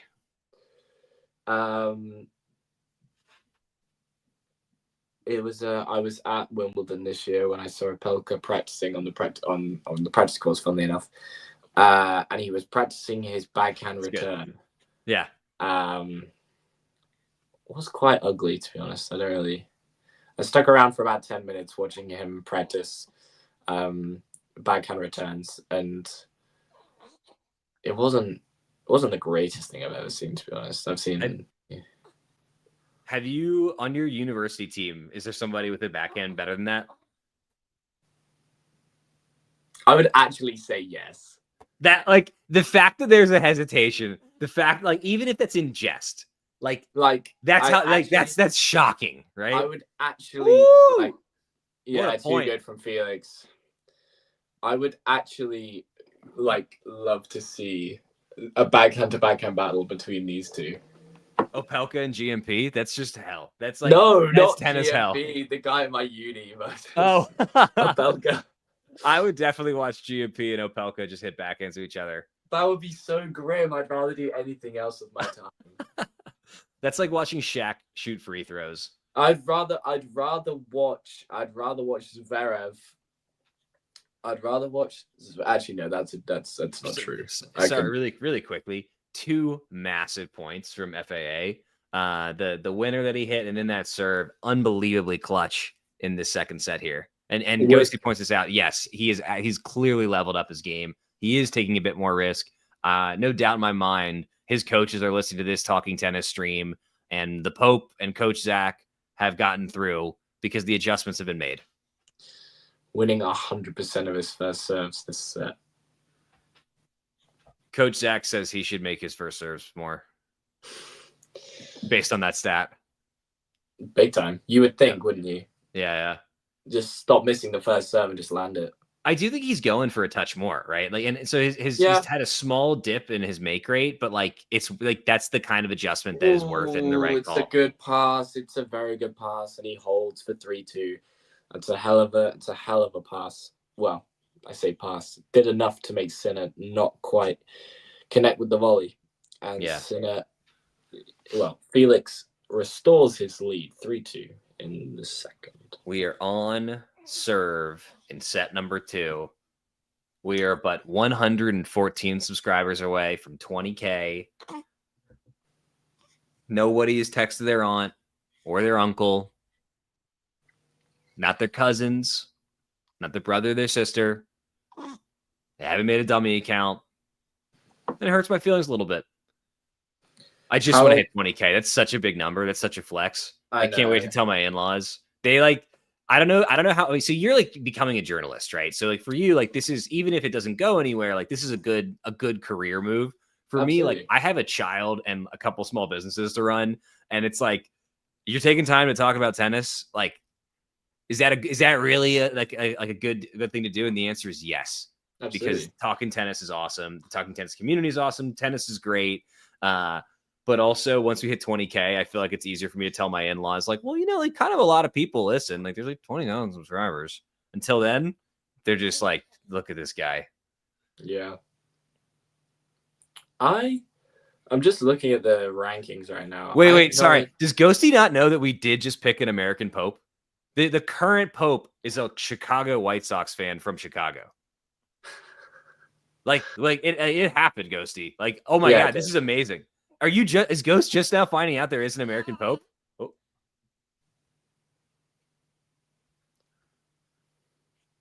The young Pope is happening, except for instead of Jude Law, it's a Yinzer. Or no, that's a Philadelphia one. It's a Midwesterner. I'm just looking at the rankings. I had no idea Baptiste Agut is potentially he's very close to dropping out the world's top 100. He's currently 94 in the confirmed that Ghost has now just found out that we have an American Pope. Enjoy that Wikipedia rabbit hole you're about to go on, buddy. Poor Ghosty.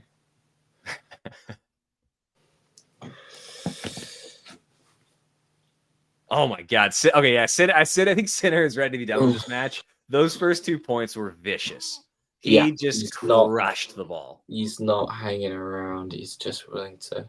Do we have a shot speed on that put away there? I'm hoping it will come up in about 5 seconds. I'm going to say that was like 108 to 110. That was massive. I mean, and plus he's swinging down on the ball, which always adds a few extra.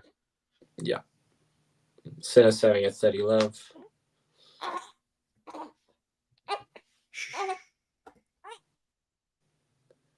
Felix, lovely from Felix. Goes down. Whoa. Big release of emotion from Felix there. Big winner down the line.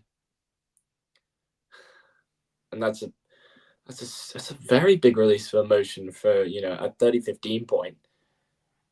Honestly, any release of emotion is a big one from FAA. Yeah. That being said, I mean, if that doesn't get you going against Jannik Sinner, I don't know what does. I think that FAA, the rub on him after particularly whatever the trash 2-season TV tennis show that Netflix put out was just that he was too nice.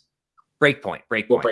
Yeah. And I think that holds true, right? Like I would like to see, dare I say, like dark FAA. I'd love to see his like kind of a jerk alter ego, because I think that would really help him in moments like this. Bad double. Every double is a bad double, but that's a bad one there from Sinner. FAA is 2 points away from a break.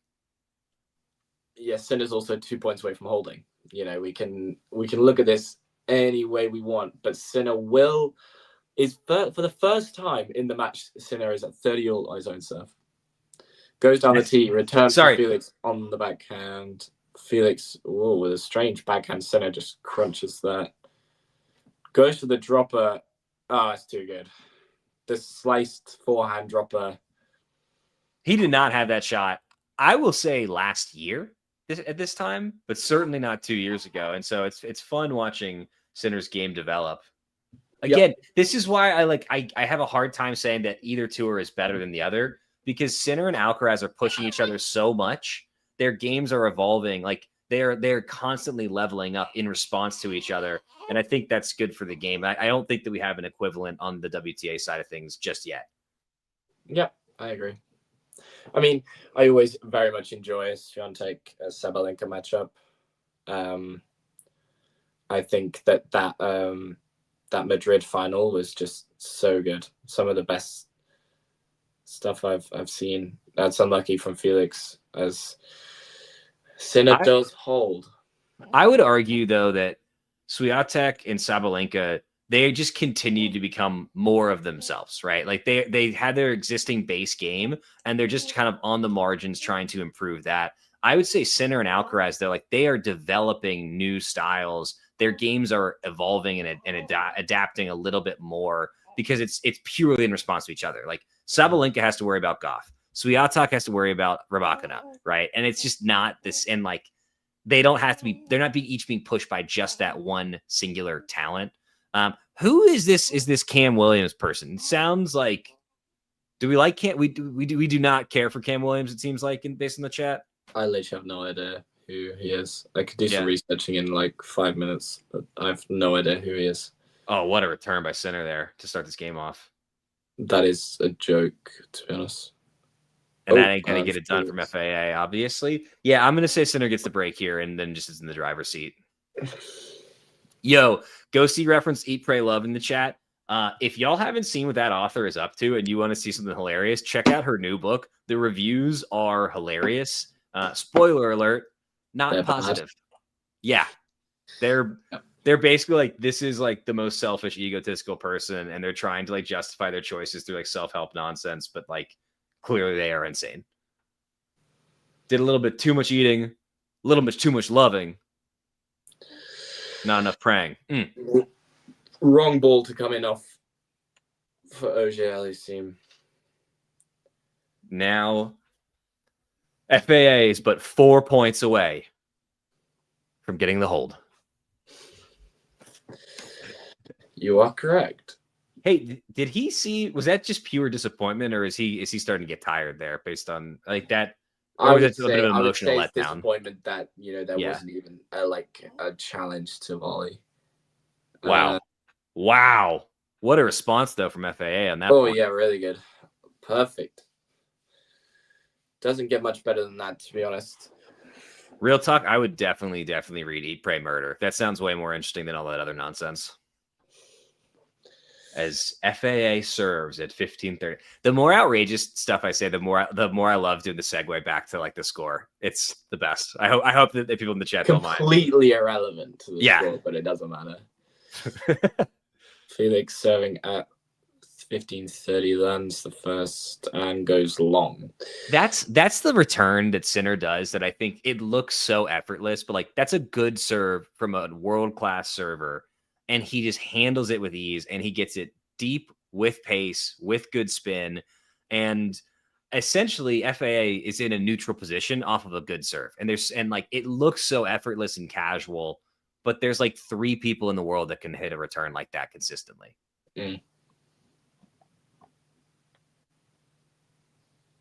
Ooh, Sinner going for the home run swing there. Yeah, doesn't get it. Still one more to say for Felix.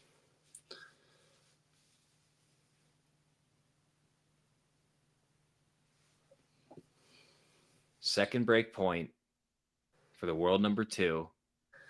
Any sort of doubts in Sinner's mind if Felix does hold from here, just any sort of, dip, or because we haven't really seen a dip from. Ooh, I thought that hit. I guess that sailed just a touch there. Oh, good serve from Felix. Yeah, gets out very of trouble. Good.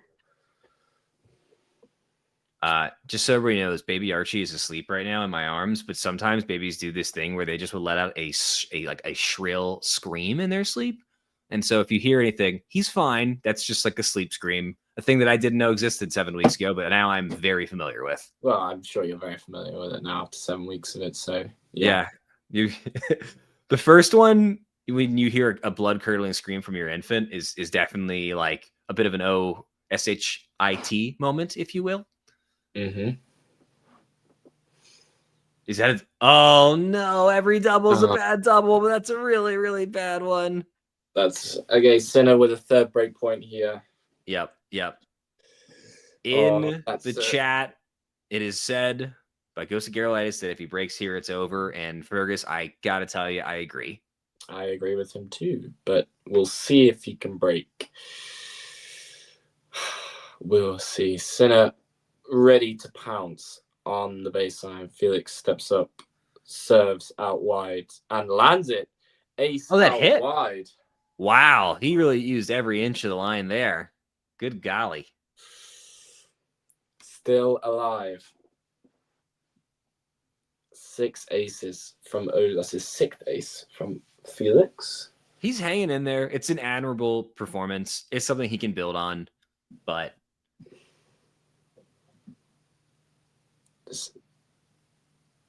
the court coverage there by Sinner is outrageous, even though he missed that last one. Oh, yes, too good. Very nice from Felix. It's reminding me a little of the Sinner Dimmer Noor final in Rotterdam last year. That's a good comp. It's a good comp. This would be a great game for Felix to get out of. Yeah, bit of a confidence boost that he can take it to a tiebreak at least. I gotta imagine he's not feeling super bullish on getting a break. Woo! Very nice. Lovely. Very nice hold for Felix. Big hold from Felix for 4-3. Saves 3 break points. Sinner got a little bit to think about now. Yep. Speaking of things to think about in this changeover, Fergus, if you could interview any of the top 100, not top 10, so between 11 and 100 players on either tour, who are you picking from the WTA and who are you picking from the ATP? WTA, I'm picking Maya Joint because I think she's had a superb season and I'd like to hear all about it, to be honest. Okay. I don't think this is true because it just doesn't sound right to me.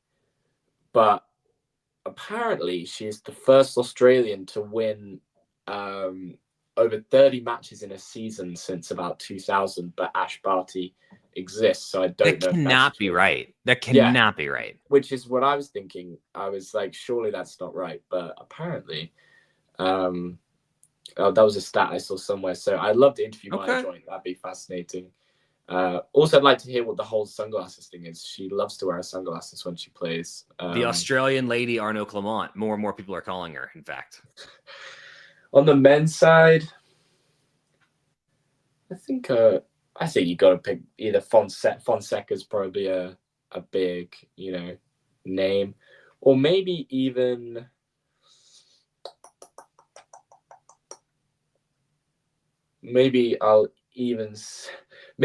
actually, right now I'd love to interview Tsitsipas just to see where he's at. Oh, that's a great pick. That's a sneaky good pick. So I would actually not pick Lerner Tien. I love his game. I don't get the sense that he's like a scintillating interview. So I think for me, it would be Dimitrov. He's not in the top 10 right now, is he? No. Okay, yeah. So Dimitrov, I think, would be a really fun one. He has seen it all. He has been everywhere. He's seen it all. A lot of people forget he dated Maria Sharapova. Like he's been through the world, and I think that he would have some fun stories. And he's old enough and late enough in his career that I think he might actually share some of them.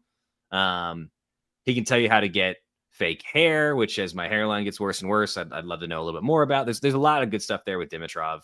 And then I think on the women's side, I would pick Alex Ayala because 1 million people would watch that interview and maybe I'd win a Pulitzer in the Philippines. Big time.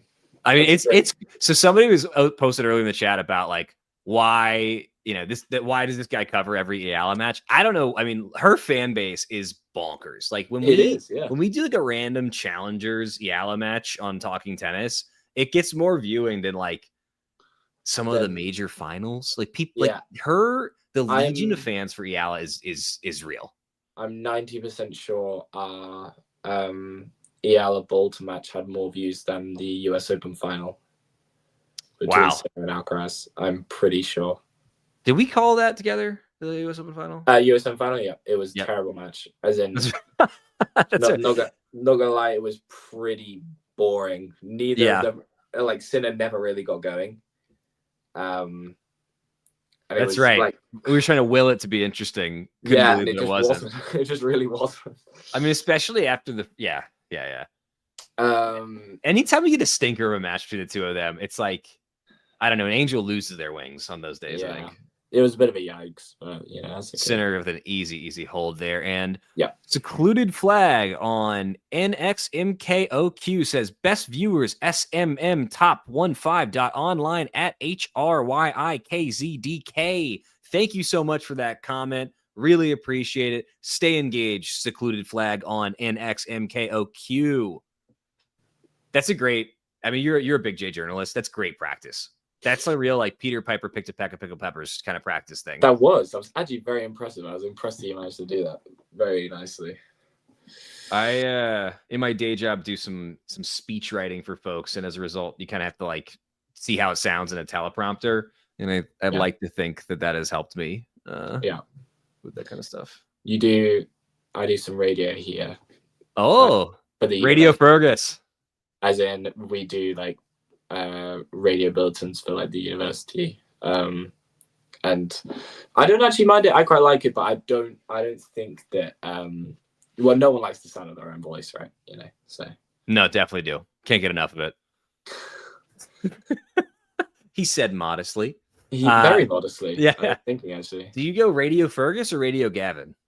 Oh no! You just say I'm Fergus Gavin. I'm Fergus Gavin, and I'm here to give you your Park Life Sport rundown. Oh, okay. Yeah. Felix with a lovely 1-2. Serving. Are we cruising to a tiebreaker here? Do we? I mean, do we see any sort of Sinner sort of like serving to stay in the set, or like is that like? It's like technically true. Because he is serving, because he is serving to stay in the set, right? But like, yeah, I just don't think Sinner feels that anymore. I think in between Roland Garros and Wimbledon, when he lost to Halle to Public, and then I think he was probably that was probably the lowest Sinner's been this year. I think. Yep. But that's plainly because it's just an absolutely brutal loss to Carlos, and then first time he's lost to anyone that isn't Carlos in about a year and a bit. Ghost asked if speech writing is still a thing, by the way, and it's much more like people edit ChatGPT gobbledygook, and that's a shame. There used to, at all facets of life, there were more people writing speeches because words used to matter more, and no, not really. That is an earlier in my career thing, much more so than a present thing. To Ghosty's question, as we are at 30 all here with FAA serving 2 points away from a hold, 2 points away from a break, 2 points away from a deuce. We're a point away from being a point away for a whole lot of things. Bingo. Yeah, that's analysis right there. Big A analysis. That is pure analysis. Yeah. Get you on ESPN. What's sad is that's still higher level than a lot of the stuff that they have on ESPN. I can't get it. I cannot handle another and here's Stephen A walking onto the court. I just who is this for? I'm just looking at Ghosty's comment about Trump. Who? No, I'm just thinking about Ghosty's comment about Trump. Yeah. Just. Ugh. Yeah. I don't know. I don't think. I mean. Yeah. We're not gonna. Let's not get into that. Let's talk about something happier. Yeah. Like tennis. It'll be by the time we do Australia, it'll be a year since I joined the channel. What a serve there, by the way. That is a great serve. Wait, you've been doing this for less than a year? Bingo. Oh man, I thought that you've been in the mix longer than that. That's great. Yeah, congratulations in advance on a year. Thank you. I don't know when I did my first. I think my first one was like. Oh, I remember my first with you. I think I'm probably right around the same. I think I started maybe a little bit before you, maybe. No, or maybe we started around the same time. I don't know. My first was the third set of Lehechka Djokovic at the AO. How we do? Was that a good broadcast?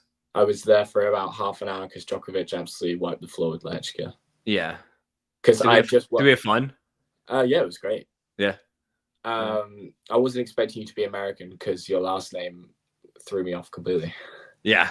I would have been British if the Brits weren't so, towards the poles back in the day. Right. Okay.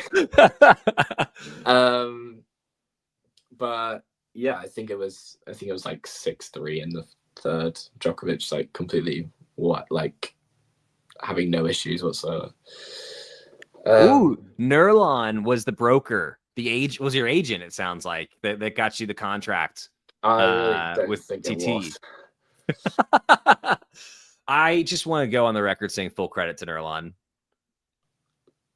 Can confirm. I got it was like late November. I got a message from Talking Tennis on Twitter saying, listen, we're always looking for new people to come on. Talent, if you will, Fergus. Yeah. And so I was that's like, what you are. You're the talent. Absolutely. Thank you. Yeah. Absolutely. When you're a big J journalist, big time, are you gonna have your pals from Talking Tennis on the Gavin Fergus show? I will when I'm working for the ATP Tour, I'll give you guys all free tickets to all the Synchros finals. Oh, would you be mad if I started a show called the Gavin Fergus Show just to confuse people? You could do that. I wouldn't be too mad. Yeah, I wouldn't sue you unless you started having like. I don't think you could. It's not your name. It's a completely unrelated thing. I think I could make an argument for it being right now. This is Felix is in. He's in the game. He's in the driver's seat, dare I say. Love 15. Love 15. Fergus and I have been saying since minute one, this thing is going 3. No doubt in my mind. Felix getting the break here. We're going 3. I think 20% chance does seem high. 10% chance that he gets the break, maybe. I'll give you 12. 12. Generous. Yeah, very generous. If he lands the first serve. Yeah. Like just no chance of like it's just Sinner just all over. Fergus, the people want to know, why didn't you specifically watch the Mboko Buxa final? I did actually watch the Mboko Buxa final, but we just didn't have a stream because it was early in the morning and we wouldn't have had enough to cover it. Oh, did that hit on that? Oh, wow. What a serve. I mean, that's tough. That's tough. Yeah, that is. I mean, you're thinking, right. Felix is going to be hoping that Jannik misses a first here. Like, yeah. And Mboko did win. Yeah. 7-5, 6-7, 6-2. It was Buxa saved a match point in the second, actually. Oh my god, that backhand approach from Sinner. I think for anybody who's picked up a racket, they know how hard that shot is. For anybody who's just a viewer that hasn't played, that is truly one of the hardest shots in tennis, and he made it look effortless, just clinical. I mean, the backhand approach on a ball below the net is a ball that gives a lot of the pros still trouble. Yeah, it is not an easy shot unless you're Jannik Sinner, in which case that's just part of this. Another day at the office. Up the tee, lands the backhand return. Actually, Felix sends it cross court, backhand cross court. Sinner sliding backhand goes long. No, lands it on the baseline. Yeah. Hits and game Sinner. And literally, as Ghosty said in a blink an eye, from love 15 to game Sinner. You know. No. He didn't still Sinner. Oh, he sailed it. Okay. Oh, the screen disappeared when it usually is game. And, well, we're at 40-30. Felix still in the game. Can he get to juice for the first time on the Sinner serve in the match? Oh, he's got a second serve. This is, if you're FAA, this is as good of a shot as you're going to get. You have to go for it here. You've got to be climbing all over this. This is not like a get it in play moment. This is, This is a go for it. Put Sinner on the back foot. Did he? Oh, well, clearly Jannik Sinner is feeling the nerves in Paris. Juice. First time we have a juice on the Sinner serve in the match. That's so crazy, by the way. Yeah, That's it's crazy. 6-4, 5-4. We're 19 seconds. games in, and he's got his first deuce on serve. Good golly. Well, you know the GMP stat. Yep. Oh, 108 return games in slams without a break point. On his server return. No return. He hasn't created a break point in 108 return games. That's tough. Sinner lands it out wide. See, FAA just can't be missing that in these moments. Oh no, he can't be missing that. He's actually getting chances here, and some are chances he's creating for himself, and others are Sinner gifting him things. And we are now only 114 subscribers away from the elusive 20K. I think we get like a medallion thing on the channel once you get that. A single unforced error on the forehand side from Jannik this set, which is crazy, by the way. Sinner to win the game. And he does. And the producer points out that someone in the crowd with a fine mustache. That could is he talking Mansour Barani, or is there another beautiful mustache in the crowd? I assume there's another beautiful mustache somewhere. I kind of picture when I think of Parisian mustaches, I think of thin pencil-like mustaches, not like the big, beautiful, bushy American West mustaches. Like one that you can twizzle. Yeah. Twizzle. Twizzle. That's not a word that's really in use here that I'm absolutely going to steal from today. Twizzle. Just twizzle the stash. Twizzle the stash. Don't know what accent you're going for there, but we'll I think that was the received pronunciation. Excellent. Yeah. All right. Well, how's Felix feeling now? Had that point at deuce. He was in the rally. I'll be honest, Fergus. I think he would have preferred to win that game. No doubt. Very little doubt in my mind. You would think so, wouldn't you? Starts well, though. Nice forehand winner. Down the line. Had that +1 again, working so effectively. Is Felix on the Mount Rushmore of athletes with gaps in their teeth? I mean, it's Michael Strahan, obviously, is on it. Other than that, I'm not gonna lie, I've never really thought about it. Yeah. I'm trying to think of other players with like. I mean, FAA's serve here is like, if he serves like this and they're in a tiebreaker situation, anything could. Yeah, Mike Tyson for sure. That's a good one. Definitely has a shot in the breaker. I think like that at 20% chance. It's got to be like Mensick Miami tiebreaker sort of standard. Yeah. Right now, like bearing in mind that was probably the craziest I've ever seen someone play tiebreaks in a week.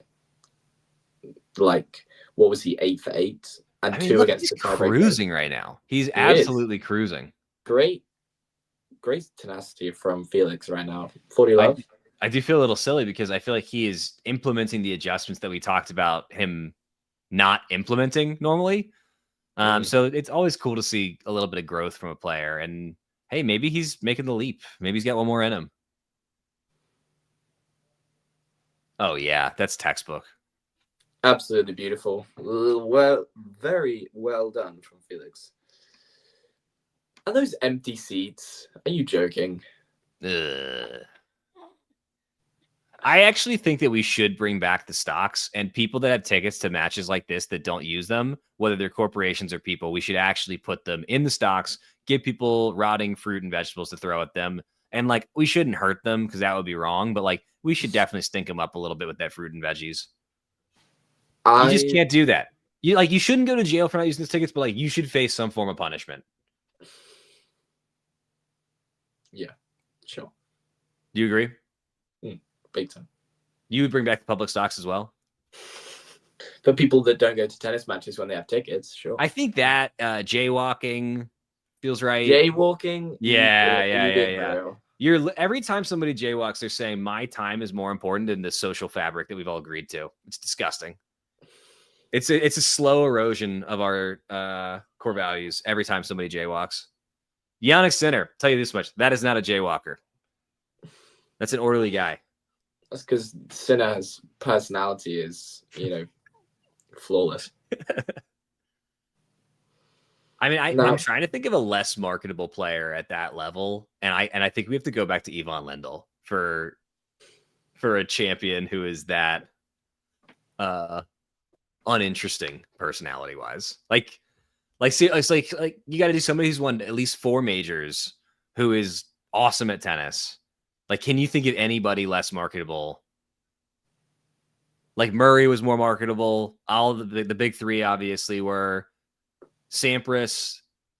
Sampras was kind of a dud personality wise. I never watched Sampras play, so I couldn't comment. Oh man, if you like want to have some fun, go back and just watch some highlights. He had the swaggiest overhead in the history of tennis. Oh yeah, I've seen obviously highlights of Yeah. Because who hasn't seen highlights of Sampras's, Hey, honestly, at this point, like it's been long enough. Like it is probably the norm to not have seen a ton. Like there's no shame in it. Like that was the tail end of my like youth. My true youth was Sampras.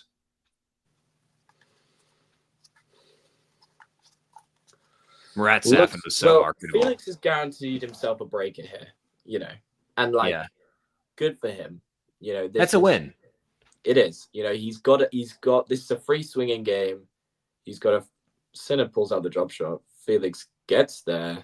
Drop shot lob combination tries the okay. Can I say I actually hate the tweener attempt there. I think in pressure points you simply should not hit a tweener. It's not like that's a shot for early in the first set when you're up 40-15, not in a moment like this. And your name's Miguel Monfils. Yeah. That's the second or the third lob volley that Sinner has hit, and I dig that shot. He's shown a little bit more variety today, and I think that's going to serve him very well in his rivalry with Alcaraz and just in his time on tour. Mansour Barani loving every second of this, by the way. God, that mustache is glorious. Perfect 1-2 from Sinner. Out wide, find the space. Look at the first serve points one. This is one of the reasons I don't particularly care for indoor, by the way, is because that's that. Like I can tolerate grass because of the history and because it's like a month, but indoor. Now, if it was indoor clay, Fergus, indoor clay, I'll bite. Yeah.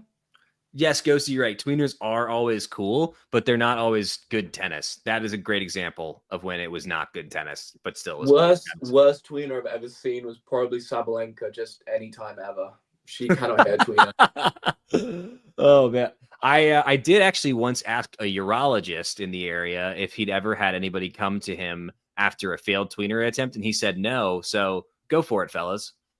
We were playing Swansea a couple weeks ago, and our 3 seed hit himself in his private area when going for a tweener. Amazing. Okay, and FAA gets the first point of the breaker. He starts Jake Davies asks Zach, if you had a choice of a candlelit dinner with Nurlan or Ghosty, who would you pick? Trick question. I would take Jake Davies, Nurlan, and Ghosty, and we'd skip dinner, and that would just be my dream blunt rotation. Didn't see it going that way. Yeah, which is legal in a bunch of different places. In the UK, no. Is that hippie tobacco not legal still? No. Classic.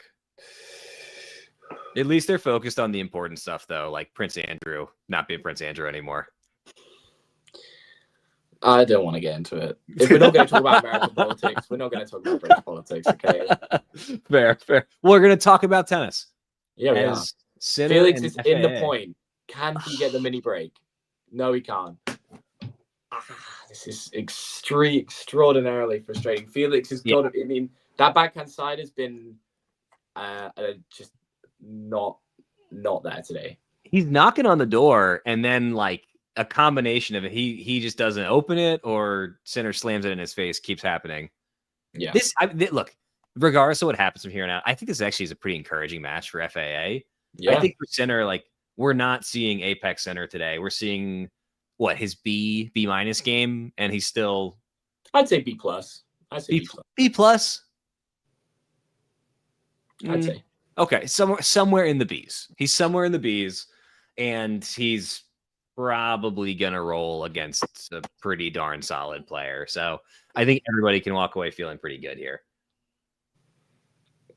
Felix serving at 1-2. If he can get to 3-all at the changeover, he's got to feel like he's in it. Let's see. He's got a second serve here. Let's see if Sinner attacks on this. I feel think like that Sinner's going to rip. Yes, Sinner's going to climb all over it. It's going to land on the baseline. Felix isn't going to know what to do with it, and Sinner wins the point. Whoa, that was a big second. Pretty conservative attempt. Granted, it was a big second. You're right. Also, FAA just handled that. Like that. That is a tough return because when you serve, for those of y'all that are less familiar, like your momentum naturally carries you into the court. The recovery back to the baseline is it has to happen so instantly, and that was just textbook footwork from FAA. It's a thing that you really don't see happen outside of the pro level. Most normal human beings just are not able to recover that quickly and then handle a ball like that. Oh no, that's so sloppy. Oh, Felix. No. Sean Power, Sinner's C game is when he's vulnerable to guys between 10 and 32, and his D game maybe makes him vulnerable beyond that, but no, his B game means he wins. I don't. His C game. I guess his C game. Sorry, not you. Sorry.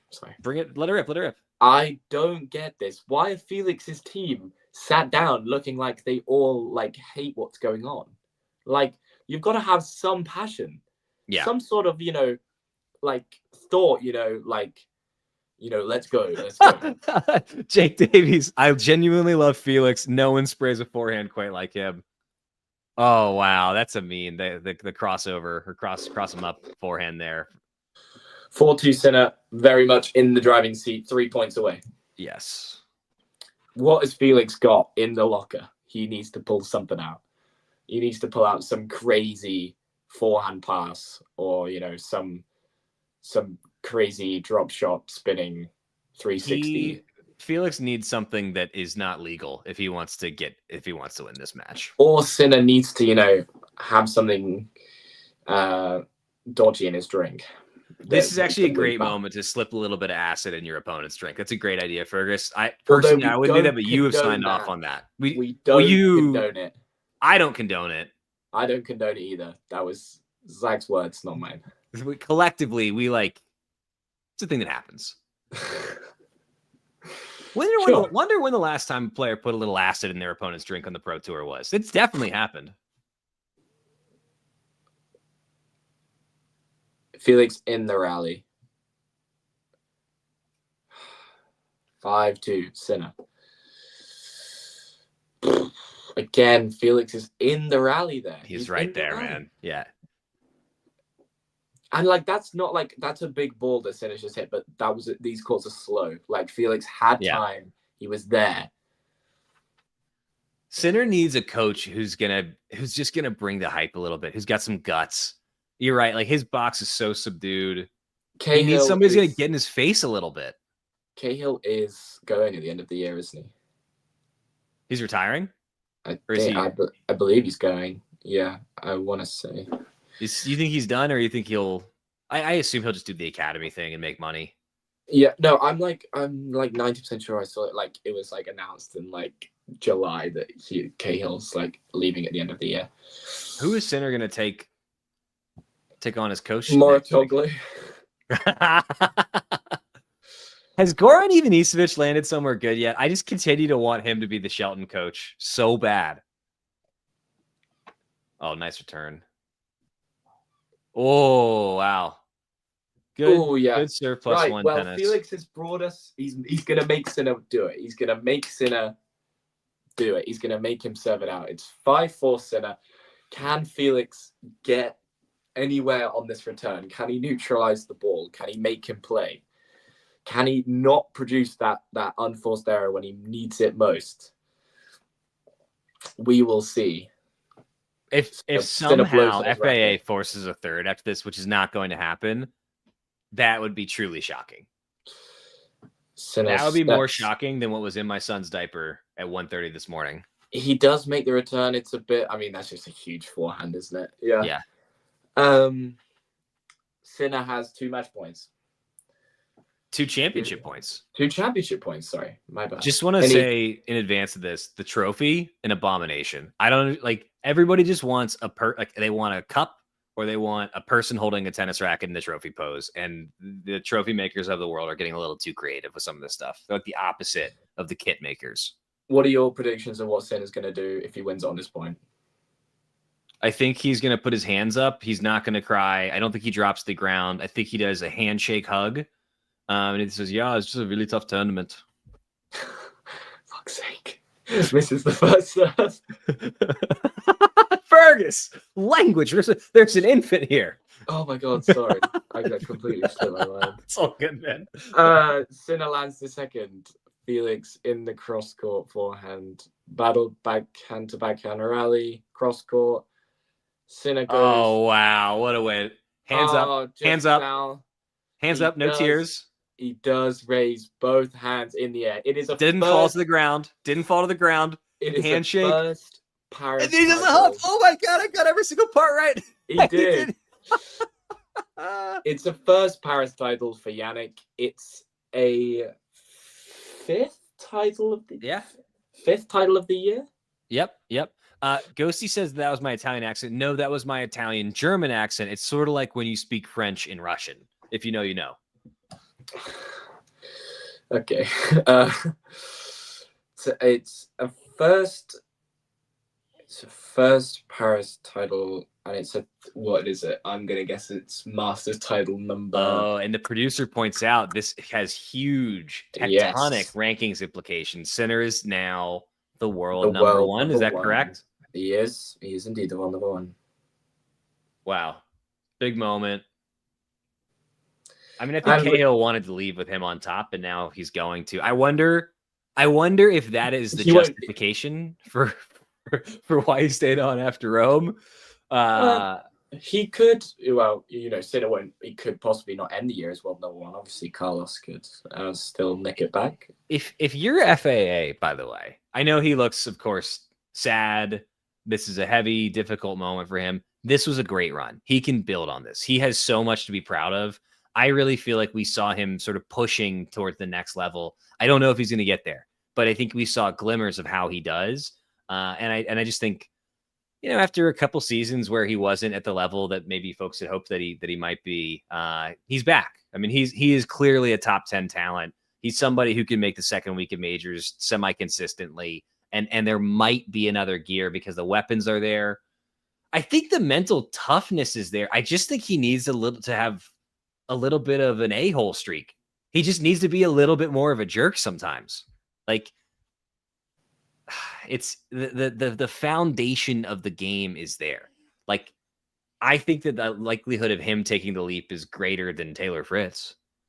I don't know. Okay. What do you think? I don't. No, I don't. No. Fritz has got more of a game than Felix, in my opinion. Felix just has the weapons. He's got the weapons, man. Well, Fritz doesn't. Come on. Fritz just doesn't have it. I honestly, neither of them have it. Like, they're both guys, like, they've got the game. It's like they just don't have what they like. They don't have that last little bit of belief. That what they don't have is Novak Djokovic's ability to look himself in the mirror and say, I didn't get through everything I got through to lose this match, and then go out and win it with total belief. Yeah. Confidence, those intangibles. At this level, the difference between being number 1 and number 62 in the world is so small. It's so much smaller than I think people realize. And a lot of it just comes down to, what does that voice in your head say in those big moments? Sinners, I think, says actually nothing. Like, I think that he doesn't have an inner monologue, and that's what he's got going for him. I think Carlos Alcaraz has the opposite. I think he has a very active inner monologue saying, yes, you can take that shot, and yes, you will make that shot, to shots that no other folks even consider. Yeah, absolutely. That's what Carlos does every single time. Every single time he hits a forehand that no one will expect him to hit, every single time he goes for it, and he makes it like 7 times out of 10. Sinner's hair's getting kind of long there. Yeah. Do you think he needs a haircut? I think if he goes to like the Bahamas in the offseason, he might come back with cornrows to getting so long. Like, I think that he either should commit to like long-haired Sinner, or he should go short. Yeah. Sorry, 2 seconds. All good. Gang, thanks so much for joining us for this broadcast today. This was a good one, Fergus. As always, it's a pleasure. We got 2 players with over 11,000 points. Don't see that very often. No, you do and not. Then here he is. The man y'all want to see. The little man. He's sleeping. Baby Archie. Baby Archie. Look at that. He's got the arm extended, right? He's working on that forehand.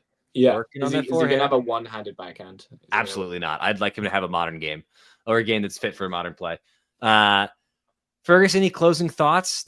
We're kind of coming up on the end of the year. We're definitely in dreaming of Australia season. We are 100% dreaming of Australia season. I cannot wait for Australia, but we still have a couple of events left. We have the ATP finals and the WTA finals They started yesterday. Yep. We will see how they pan out. I'm sure. Hey, wait a second. Sorry, I'm so sorry. They're showing the graphic of leading active ATP title winners. Does that include 250s in that list? Yeah. I thought Monfils had more than 13 because he had won a gazillion 250s. No, Monfils will be like... He's only at 13 titles? Yeah. That feels incorrect. No, 13's about right. Okay. Let me double check for you right now. Yeah, 1, 2, 3, 4, 5, 6. I'm looking this up. Yeah, too. 13.